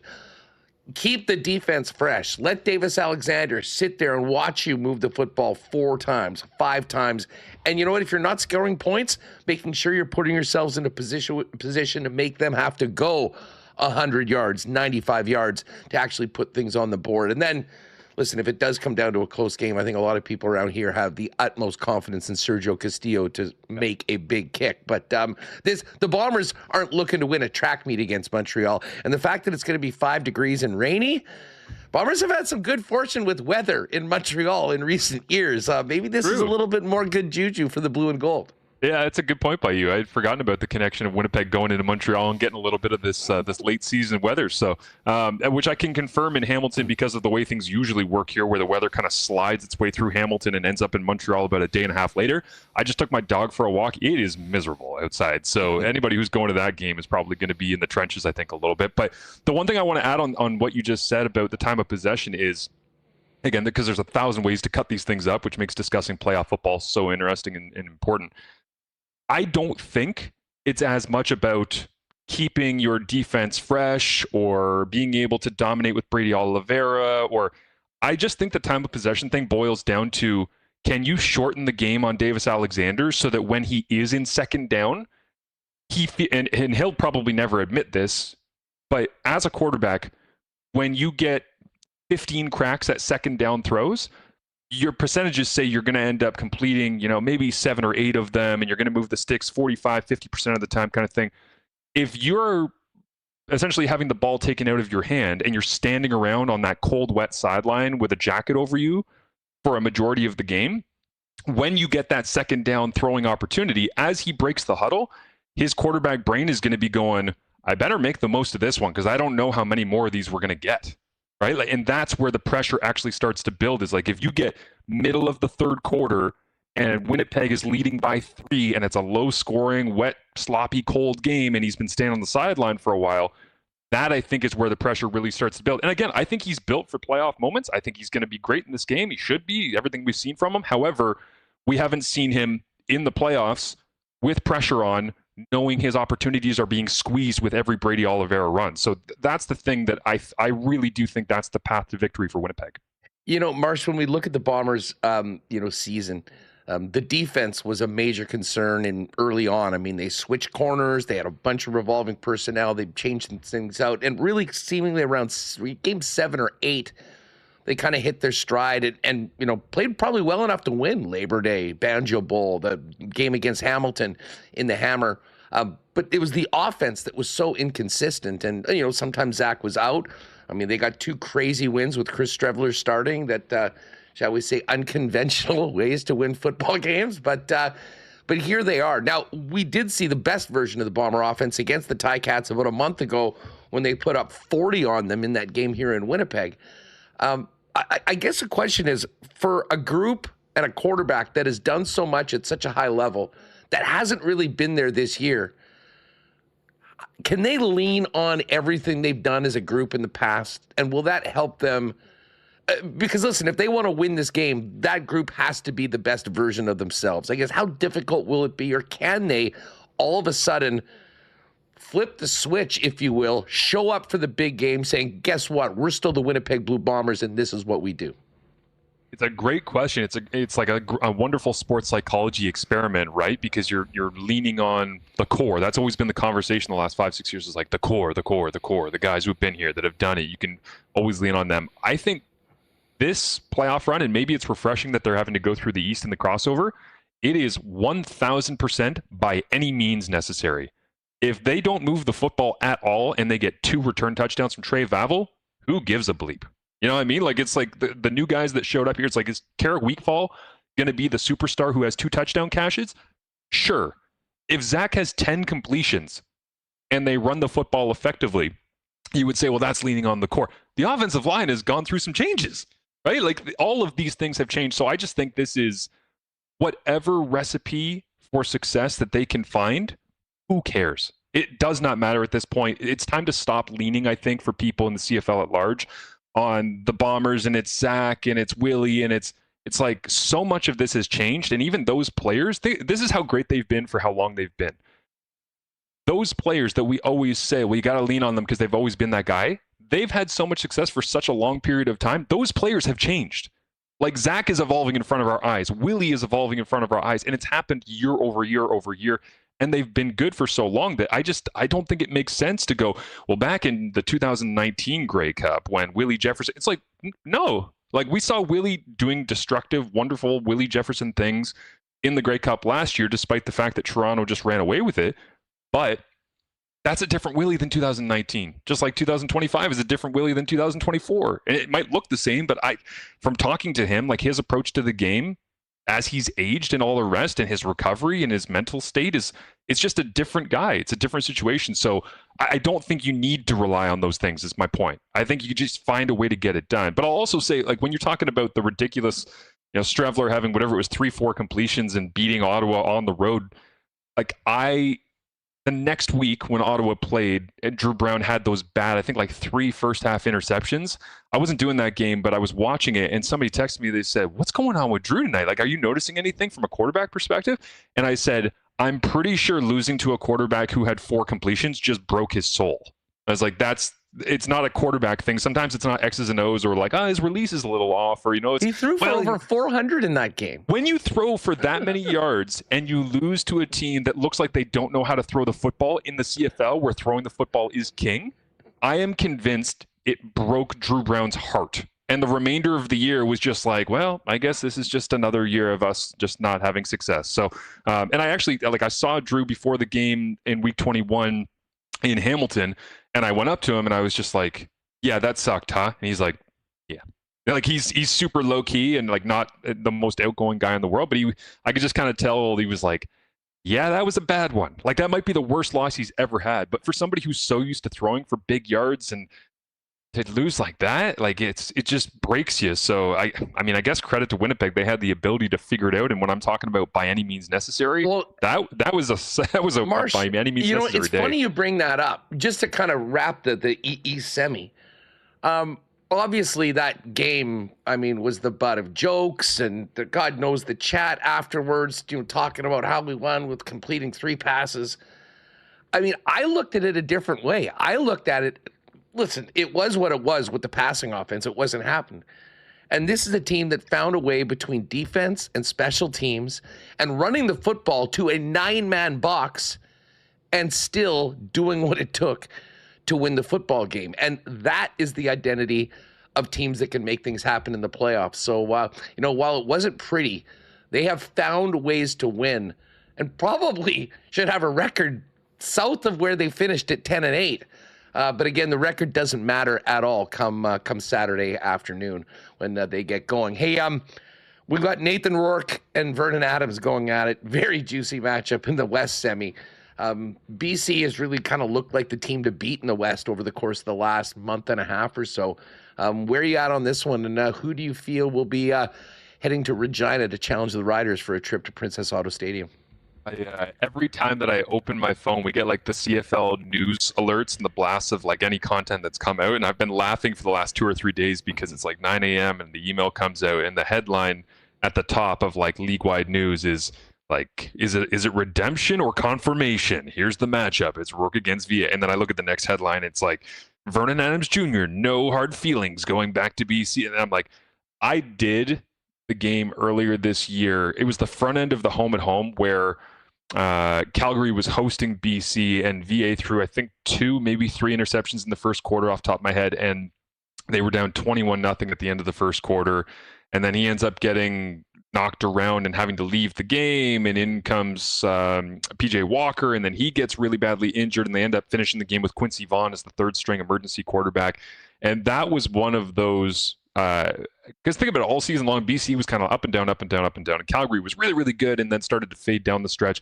That was a game where it felt like the BC Lions set the tone. I mean, Mike Awe was all over the field like he is in every game, but he was so physical in that game too. Maybe it was, again, like another storyline of former Stampeder guys, but to me, Nathan Rourke, watching him warm up that day, I was like, that is what greatness looks like. And obviously it's been confirmed because most outstanding Canadian nominee and most outstanding player nominee. And but the way that he carries himself on the sideline, I don't get to see Nathan live all that much just because I don't have a ton of Lions games. So that day, I specifically said to the people I was doing the game with, hey, I got to go down to the field because I want to go watch Nathan warm up because I don't get a chance. It was such a treat. And maybe that's just me being a quarterback nerd, but the meticulous approach that he had going into that game and then seeing him execute at such a high level on the road as VA was having turnover after turnover and then Rourke was taking advantage time after time. That was a total message sent. And then the next week, like BC gets another. And then you start to realize it's like, oh, I think BC's the better of these two teams. Again, the playoffs can be random at times, but to me, like Rourke having, and I know this is an inflated number because of the long run that he had at the end of the season, but he's got 10 rushing touchdowns. He's got a career high in terms of passing touchdowns. He's averaging 9.1 yards per carry on 61 carries this year. Like, this is not like a short yard sneak guy. He will rip you apart with precision, accuracy, pre-snap diagnosis. And if everything is taken away and you rush past him, he'll take off and go get a first down with his legs. And typically, I was talking to David Sanchez about this a couple weeks ago, the running quarterbacks, the ones that can move in the playoffs, they don't have to be sprinters. We're not looking for Usain Bolt out there to go ahead and just break the game open with like an 80-yard touchdown. But at least 2 or 3 times in a playoff game, your quarterback has to be mobile enough to get a first down or to get into a short yardage situation on third down. Rourke can do that. VA can also do that. But for me, it's more about, will VA throw the bad interception? Like early on, if he does that, and if Rourke's offense takes advantage and you steal an extra possession, then it becomes a 1-score, 2-score game, start of the second quarter. That's where the danger, I think, lies for Calgary. So I think BC has a great opportunity to go to Regina. Yeah, I mean, I think that home field is going to be a big help for them. They are so deadly on that fast track in the Dome. Might be a little different when they head to Regina if they are able to win. Marsh, great stuff as always. Thanks so much for doing this. Fingers crossed we might be able to holler at you and talk about the Bombers going into your neck of the woods in the Hammer next week. But they got their hands full with Montreal. Cannot wait for the CFL playoffs. We'll talk to you soon, pal. Thanks for doing this. Awesome. Thanks, brother. Should be a great weekend. All right, great stuff with Marsh. Thomas Tipple is going to join us in just a couple of minutes. We've got a game preview from the skate with Connor as well. But, folks, tonight is the night. Get your tickets today before midnight to get in for the early bird deadline in the HSC Millionaire Lottery. You have 9 hours and 8 minutes to lock in and make sure you're eligible for the incredible early bird prizes, including 2 winners who will have their choice of a 2025 BMW i4 eDrive full EV valued at over $74K and another $26,000 in Indigeno travel vouchers, or you can just take $85,000 tax-free cash. Plus, there'll be another 30 winners of gas and groceries with $500 Red River Co-op gift cards. And of course, you'll also be entered to win one of 6 grand prize options, your choice of one of 5 $1.5 million dream home packages in West St. Paul, Sage Creek, Oak Bluff, or Vancouver Island, or $1.25 million tax-free cash. It is all in support of Manitoba's Hospital, the Health Sciences Center. So get your tickets today and get in for the early bird draws. Buy your tickets at hscmillionaire.com or pop by London Drugs or your local Red River Co-op today to support a great cause for Manitoba's Hospital, the HSC, and maybe you will be Manitoba's next millionaire. Of course, tonight's game down at Canada Life Centre is the Halloween game. Coming up on Friday, November 21st is the next WST game. If you are going to the game tonight, we'll dress up. Well, I'm sure there'll be some fun costumes in the building this evening, and I know a spooky theme for the game. Hopefully it'll be spooky for the Chicago Blackhawks. But we're going to welcome in Nikolai Ehlers. Who knows? He might still be going for his first goal by then. Hasn't been a great start for Nick, certainly scoring-wise, but Carolina is still a top team. Friday, November 21st, your next WST game of the month. Go to winnipegjets.com/WST. Grab your tickets. It includes a beverage and a pregame meetup with the WST crew. Hopefully we'll see you there November 21st, the next game of the month, a special one, the return of Nikolai Ehlers. Join us in the Winnipeg Sports Talk section. All right, before we bring in Thomas, actually, we are going to quickly hear from Connor as well. Let's check in on the Chud Sports Power Poll. You know, Tuesday night was the Frozen Frenzy. Everybody was playing. So it gave us a day to sort of reset, and there's been a big shakeup in the Power Poll for Chud's Power Sports. So let's get right to it. The number one team in the Power Poll, having just lost to another team on the Power Poll, but still getting the number one spot, is the New Jersey Devils. The Devils lost their first game, rattled off 8 in a row, and then had a bit of a reality check against the Colorado Avalanche. But the Devils, on account of their great play early this season, get the number one spot in the Power Poll, just ahead of the Vegas Golden Knights, who have but 1 regulation loss and 3 in extra time. Vegas at 6-1-3, doing it without Mark Stone, still rolling. Hard to not put the Utah Mammoth on the Power Poll this week. I mean, they had won 7 in a row. They beat the Jets before losing to the Oilers in their last game out. Been a great start for Utah. What a fun, young, talented hockey team. They're at number 3 on the Power Poll. Now, the Avalanche probably will end up higher on this in future weeks. It makes no sense that they've lost 4 games in extra time or shootouts, considering the talent they have on that team. But it's cost them a couple spots in the Power Poll after being right up at the top. So Colorado 6-1-4, although a very impressive win to get that 6th win against Jersey earlier this week. But Jersey's still on top. And then I couldn't decide between the Habs and the Pittsburgh Penguins, and who would have possibly thought that that would have been the case. I wanted to just go with my biases and roll with Sid the Kid, but the Penguins are 7-2-2. The Habs are 8-3. We'll give the Habs their time in the sun. So Montreal getting the 5th spot on the Power Poll right now.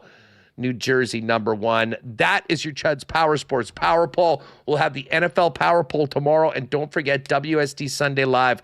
Connor and Liz always have a fun topic for their Power Poll. Tune in Sundays at 9. And a huge thanks to Manitoba's Power Sports Superstore, Chud's Power Sports, for powering the WST Power Poll. Find them online at chudspowersports.com and in Gimli at the corner of Highway 8 and 231.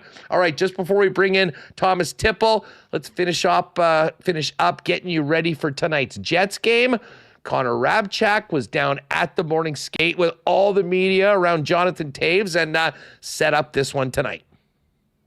Here's everything you need to know ahead of tonight's Winnipeg Jets game against the Chicago Blackhawks. Most notably, it's Jonathan Toews' first game against his former team. He was asked about facing the Blackhawks earlier today after the morning skate, and if it still feels special despite most of the players he played with not being on the team anymore. Yeah, it's we'll always have a special connection to the people there and the city of Chicago, and so yeah, I'll be excited for this one tonight. Secondly, there are no lineup changes expected tonight, and Connor Hellebuck is projected to get the start in net, but reinforcements could be on the way soon for the Winnipeg Jets, as Adam Lowry skated in a regular contact jersey today, and for the first time, Cole Perfetti and Dylan Sandberg joined the skate, both of which were wearing yellow non-contact jerseys. Arniel was asked for a status update on those 3 players after the skate. Here's what he had to say. Adam's, it's getting real close here. Not in tonight, but it's getting a lot closer. The big thing is the banging and the crashing and doing stuff in numbers. We're trying to get them involved in a lot of stuff here. We'll get a practice in tomorrow, and then we'll see, kind of take it from there. The other 2, that's the first time they get out with us. So they'll be a little bit longer down the line here, just not so much into the contact yet. They'll gradually, again, until those colors change on their jerseys. Right now, they're just trying to get themselves back up to speed. The Jets are set to take on the Chicago Blackhawks tonight at 7 p.m. right here at Canada Life Center. This has been the WST Practice Report. I'm Connor Rabchak. All right, great stuff with Connor. Another reason why you should be following us at Sports Talk WPG. TikTok, Instagram, Facebook, X, wherever you get your content. We'll be cooking those up from practices and game day reports with our Jets reporter, Connor Rewucki. All right, we got Thursday Night Football tonight. And our pal Thomas Tipple from fantasypoints.com's Ravens are trying to get off the mat thanks to what else has happened in the NFC North and a win last week without Lamar Jackson. They are now once again the favorites to win the NFC North. We'll see whether he's buying or selling the Ravens right now. Thomas, what's going on? Listen, before we get to the Ravens, I see your hat right now. I know you've been living and dying with this baseball team all season long. Your team is one win away from winning the World Series.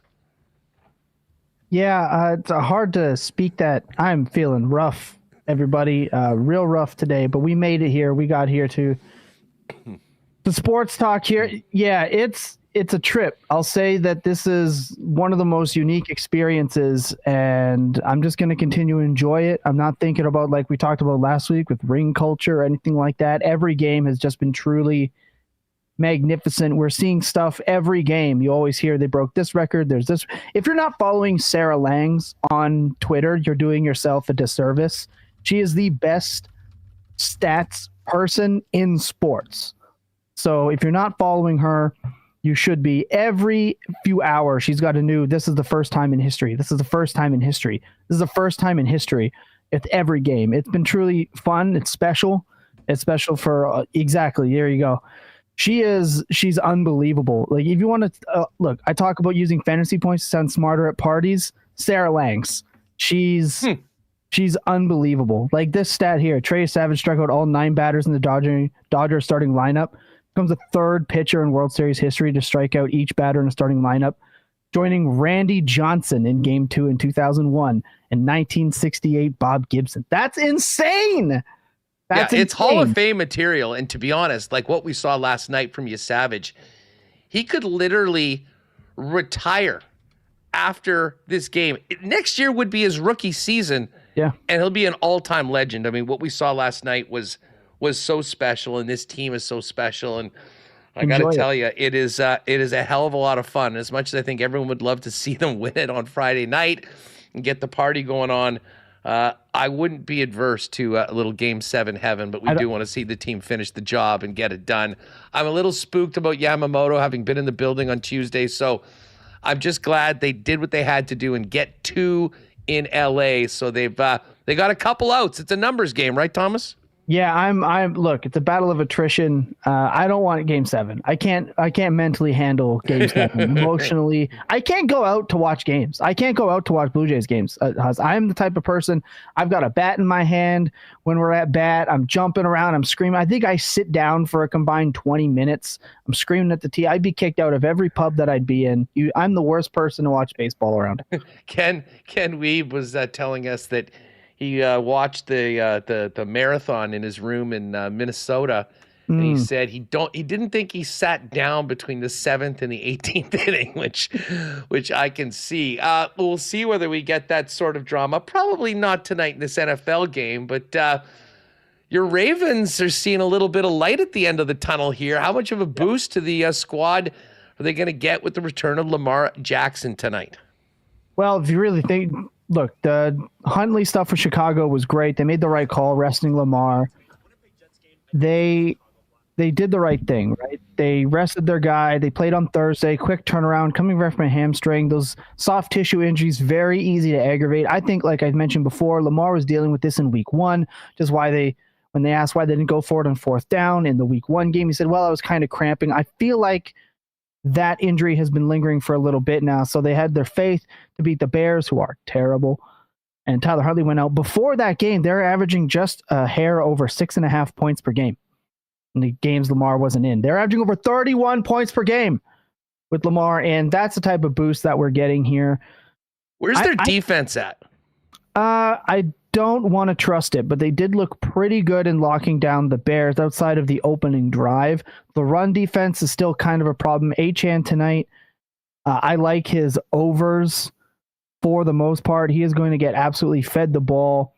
Tua is my favorite quarterback streamer this week just because, again, I don't trust this defense at all. I do not think Miami will be able to keep up with Baltimore, though. I just don't. I mean, especially looking at someone like Derrick Henry, who Lamar Jackson affects more than anyone else on the field. We're talking about a player that's averaging 5.8 yards per carry in 4 games with Lamar, opposed to 3.8 yards per carry in the 3 games without him. The Dolphins do give up the 12th fewest adjusted yards per carry on attempt at 1.8, but 5 yards per carry and on third down rushes, which is still very good. So interesting to see what's going to happen. They did hold Bijan last week, 9 for 25, but they were crushed for roughly 23 fantasy points by Quinshon Judkins, Kamani Vidal, and Rico Dowdle through weeks 5 through 7. They are 7-point road favorites. So in games where the Ravens are favorited, boy, do they absolutely crush. They're only not favored, I think, in 2 of 5 games for the remainder of the season. It's now or never, right? It seems like a lot of people are jumping on the Ravens as well. Coolbet now has them as 8-point favorites for tonight's game. And I'll be honest, I'm in on Derrick Henry. Both from fantasy purposes and if you want to lay something on, there's an exclusive at Coolbet tonight for Henry to rush for 100 yards and 2 touchdowns. I'm going to get a piece of that. I do have a hard time laying the 8 points, though, on the Ravens.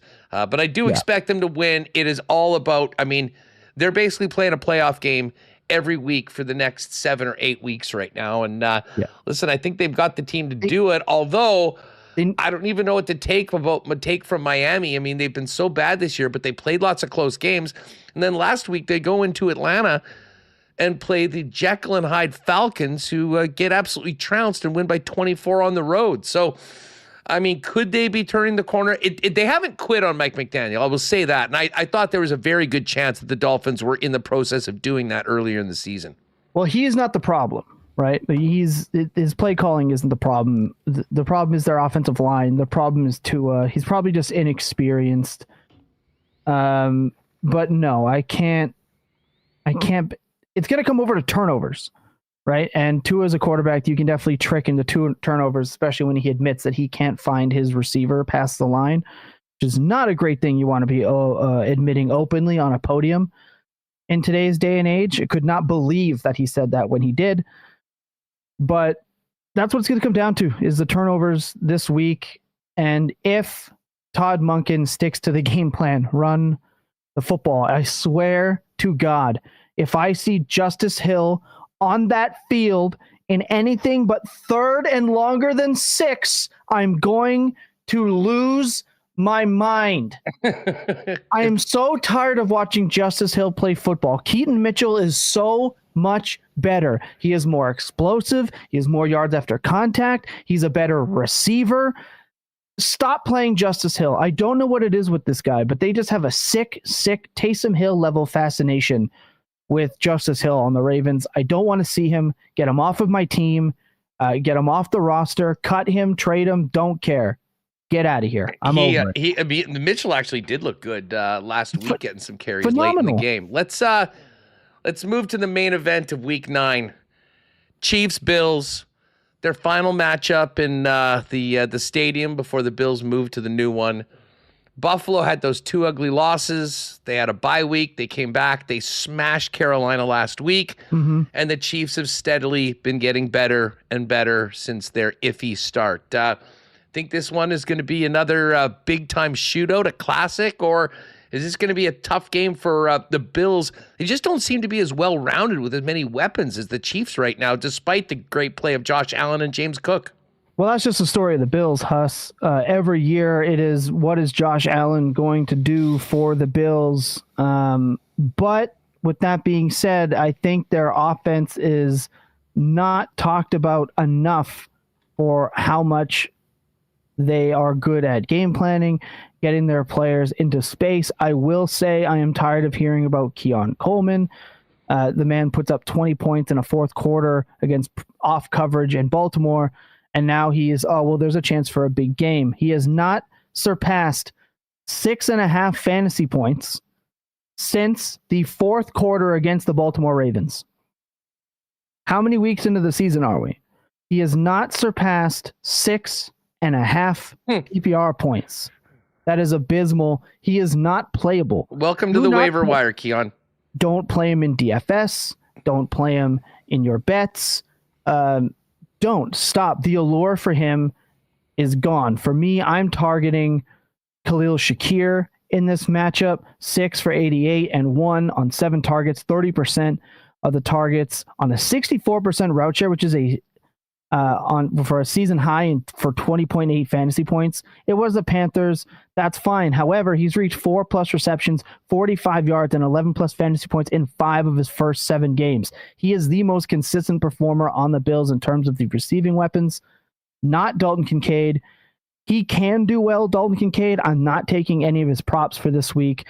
I'm going to hold off on that. The Chiefs secondary, though, looked very bad early on, has definitely looked like to turn the corner. However, James Cook is very, very good. And though the Chiefs are good against the run, I'm still willing to bet that James Cook is part of the main game plan here for the Chiefs. But in terms of your Chiefs offense here, Huss, look, we talked about Rashee Rice and the role potentially being a little bit fraudulent. Well, it was a little bit fraudulent again. However, he took advantage of a porous defense in stopping those high-value yak yards. That seems to be the game plan for him. 7+ receptions, 9+ targets, and 1+ touchdown, 23.2 fantasy points in the first 2 games. He caught all 9 targets for 93 and 1 receiving on a 73% route share. Now, remember, last week that route share was around mid-40s. It's already bumped up to 73 in a game that's not a blowout against half of a professional football team in Las Vegas, because that's not a football team. That is an embarrassment to the league. He has been unbelievable, high leverage type player. The Bills deploy cover 3 31% of the time, cover 2 19.9% of the time. So a 50% clip, really. And he averages 3.52 yards per route run and 0.48 targets per route run on 21 routes against those coverages.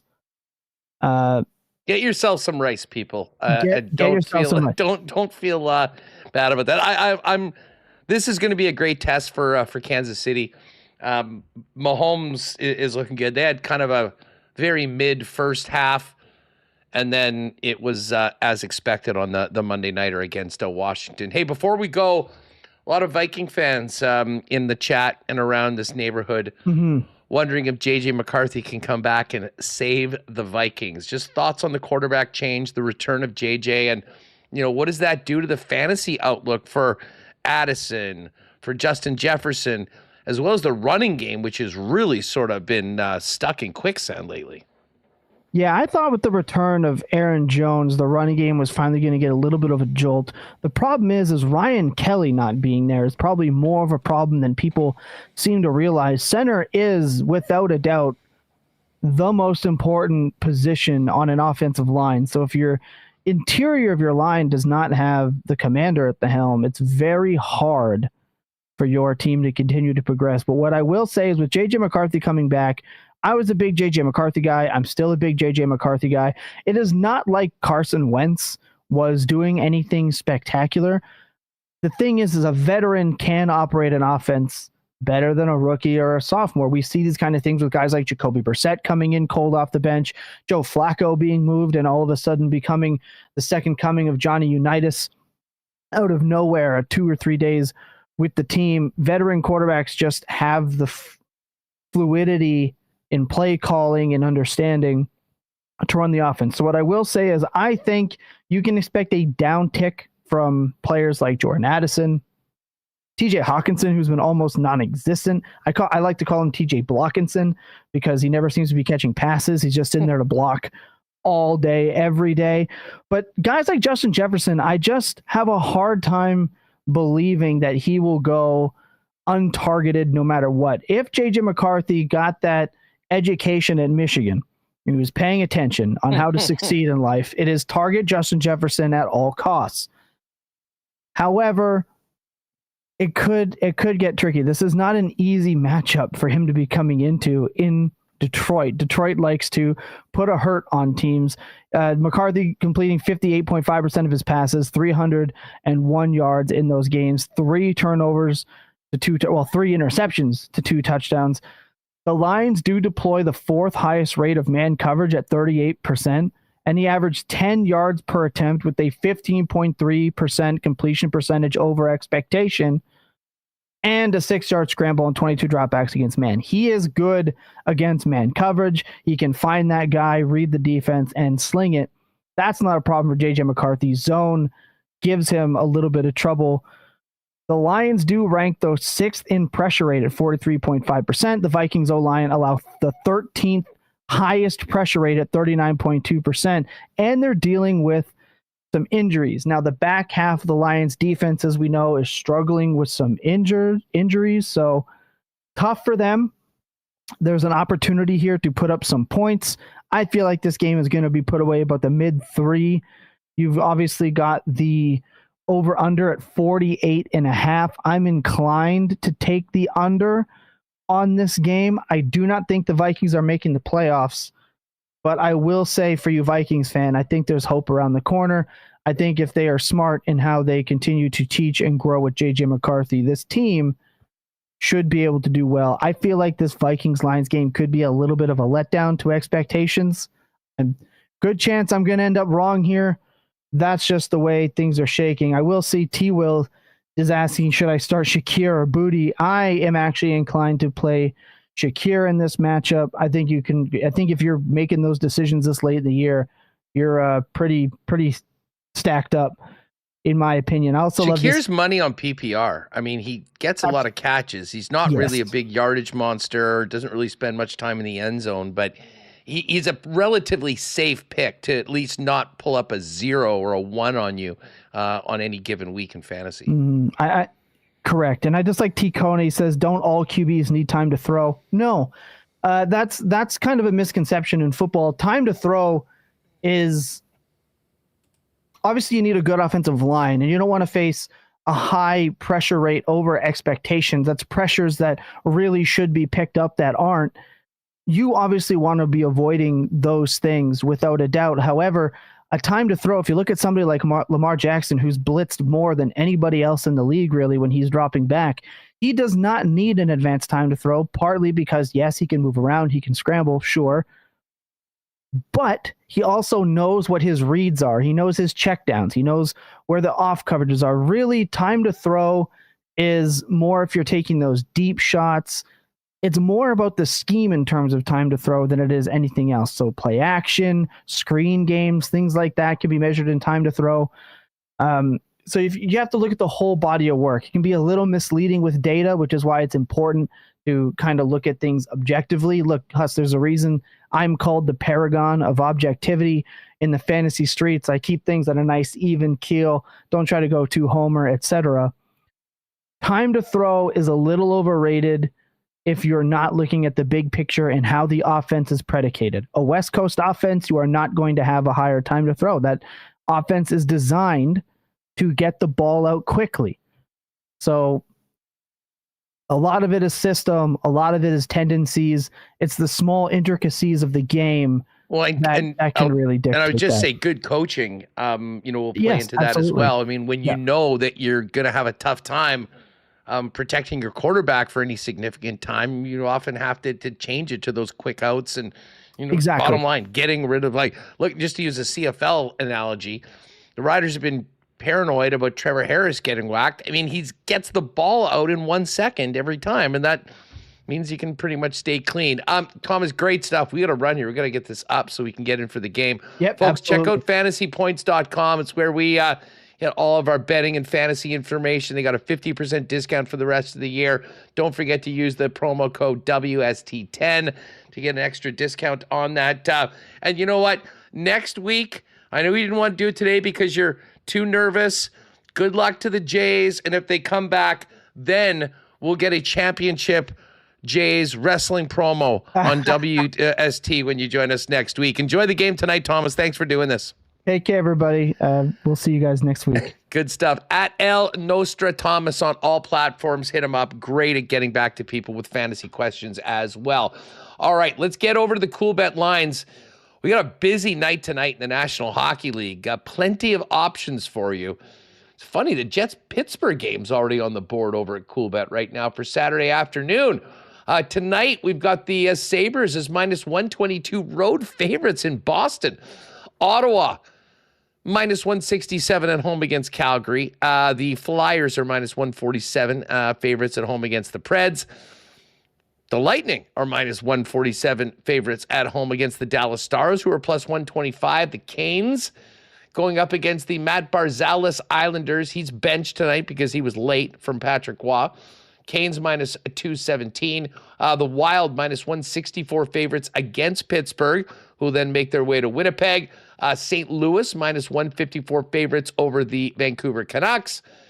And the Jets minus 222 favorites. I believe the biggest favorite on the board tonight in the National Hockey League. We've also got Edmonton minus 160 at home to the Rangers, and the Devils minus 217 looking to start another win streak tonight against the San Jose Sharks. As I mentioned earlier on the show, it is Jonathan Toews going up against the Blackhawks tonight. How could we not put together a little ride with Huss in the exclusives?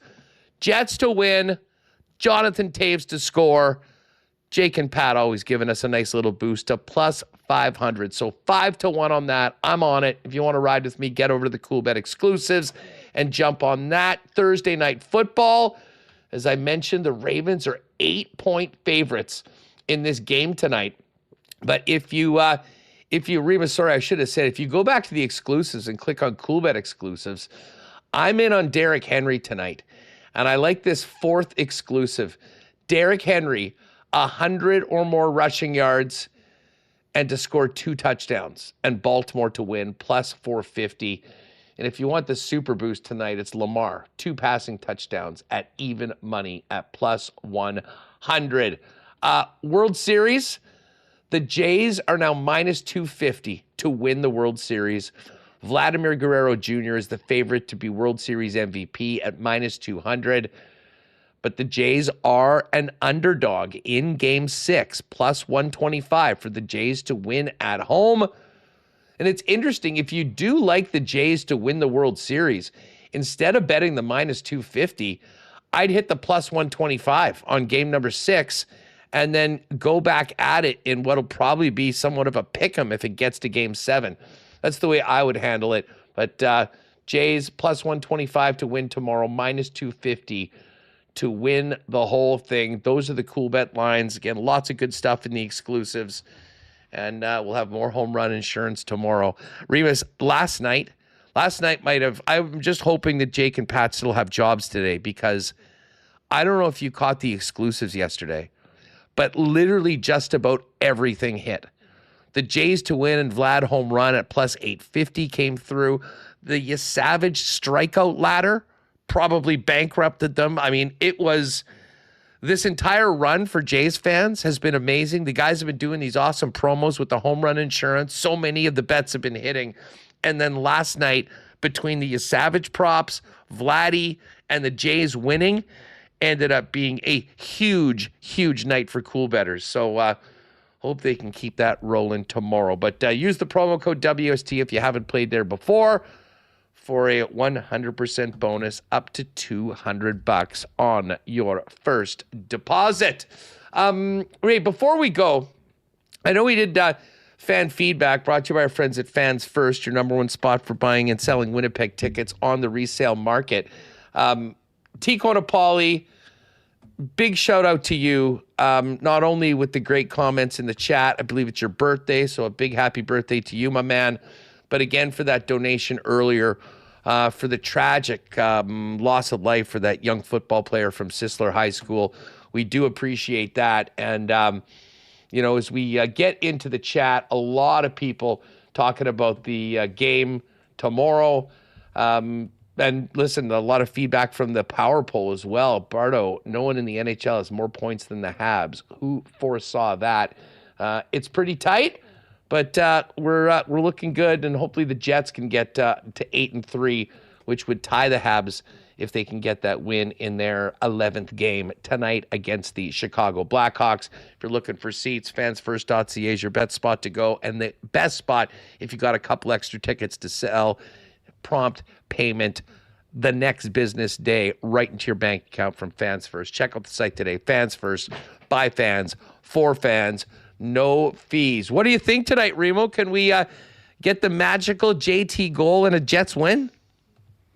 Yeah, I think they're going to be fired up. They haven't liked their game. This is an opponent where they're a big favorite. Last Thursday was a big stinker at home against Seattle. Wasn't one of the better home games. No, I don't think they really showed up till like the third period. And so we'll see how it goes. I'm going to be in the building tonight with Connor. We're doing the post game on this channel, so stay tuned for that. But I think they're going to keep it rolling here. It's a good opportunity. Although Chicago, they actually have players that you want to watch now. They're kind of exciting. Frank Nazar, he's off to a good start, and you do kind of have two guys now that you have to worry about that can score instead of just the one. If you're going to the game tonight, wear a costume. You'll see Remo dressed up, all suited up for the press box, along with Connor. And again, after every game, usually posted by the time that K&R are finished, the WST post-game report will be up there with the fellas, and you can also jump on that first thing tomorrow morning if you missed it or had to crash out early. That is going to do it for us. Man, this was a fun show today. Should be a fun game. I'm going to be in the lower bowl tonight, little 206 action. Hopefully, maybe we'll see you there. Say hi if you bump into me at the game. But do want to thank Rewucki, Mero Tirabassi from CHGO Sports, Marshall Ferguson, and of course Thomas Tipple, and all of our sponsors that make the show happen each and every day. Big day tomorrow on the channel. Myself, Pat, and Jake with WST winners, our picks against the spread, touchdown props, and more live 10 a.m. on the channel. We'll also dive into some World Series talk. I know the guys will probably have a tough time even concentrating on the NFL with their team one win away from a World Series championship. So join us tomorrow, 10 a.m., and then back right here at our normal time. Banging show. Marat, hammer on the Bombers, marbles, and a full recap of tonight's game against the Jets and the Chicago Blackhawks. For Michael Remis, I'm Andrew Paterson. Enjoy the games tonight. We'll see you tomorrow right here on WST. Oh, my God!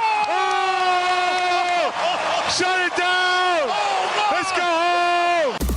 Thanks for tuning in to Winnipeg Sports Talk Daily. Make sure to subscribe on YouTube and your favorite podcast feed at winnipegsportstalk.com.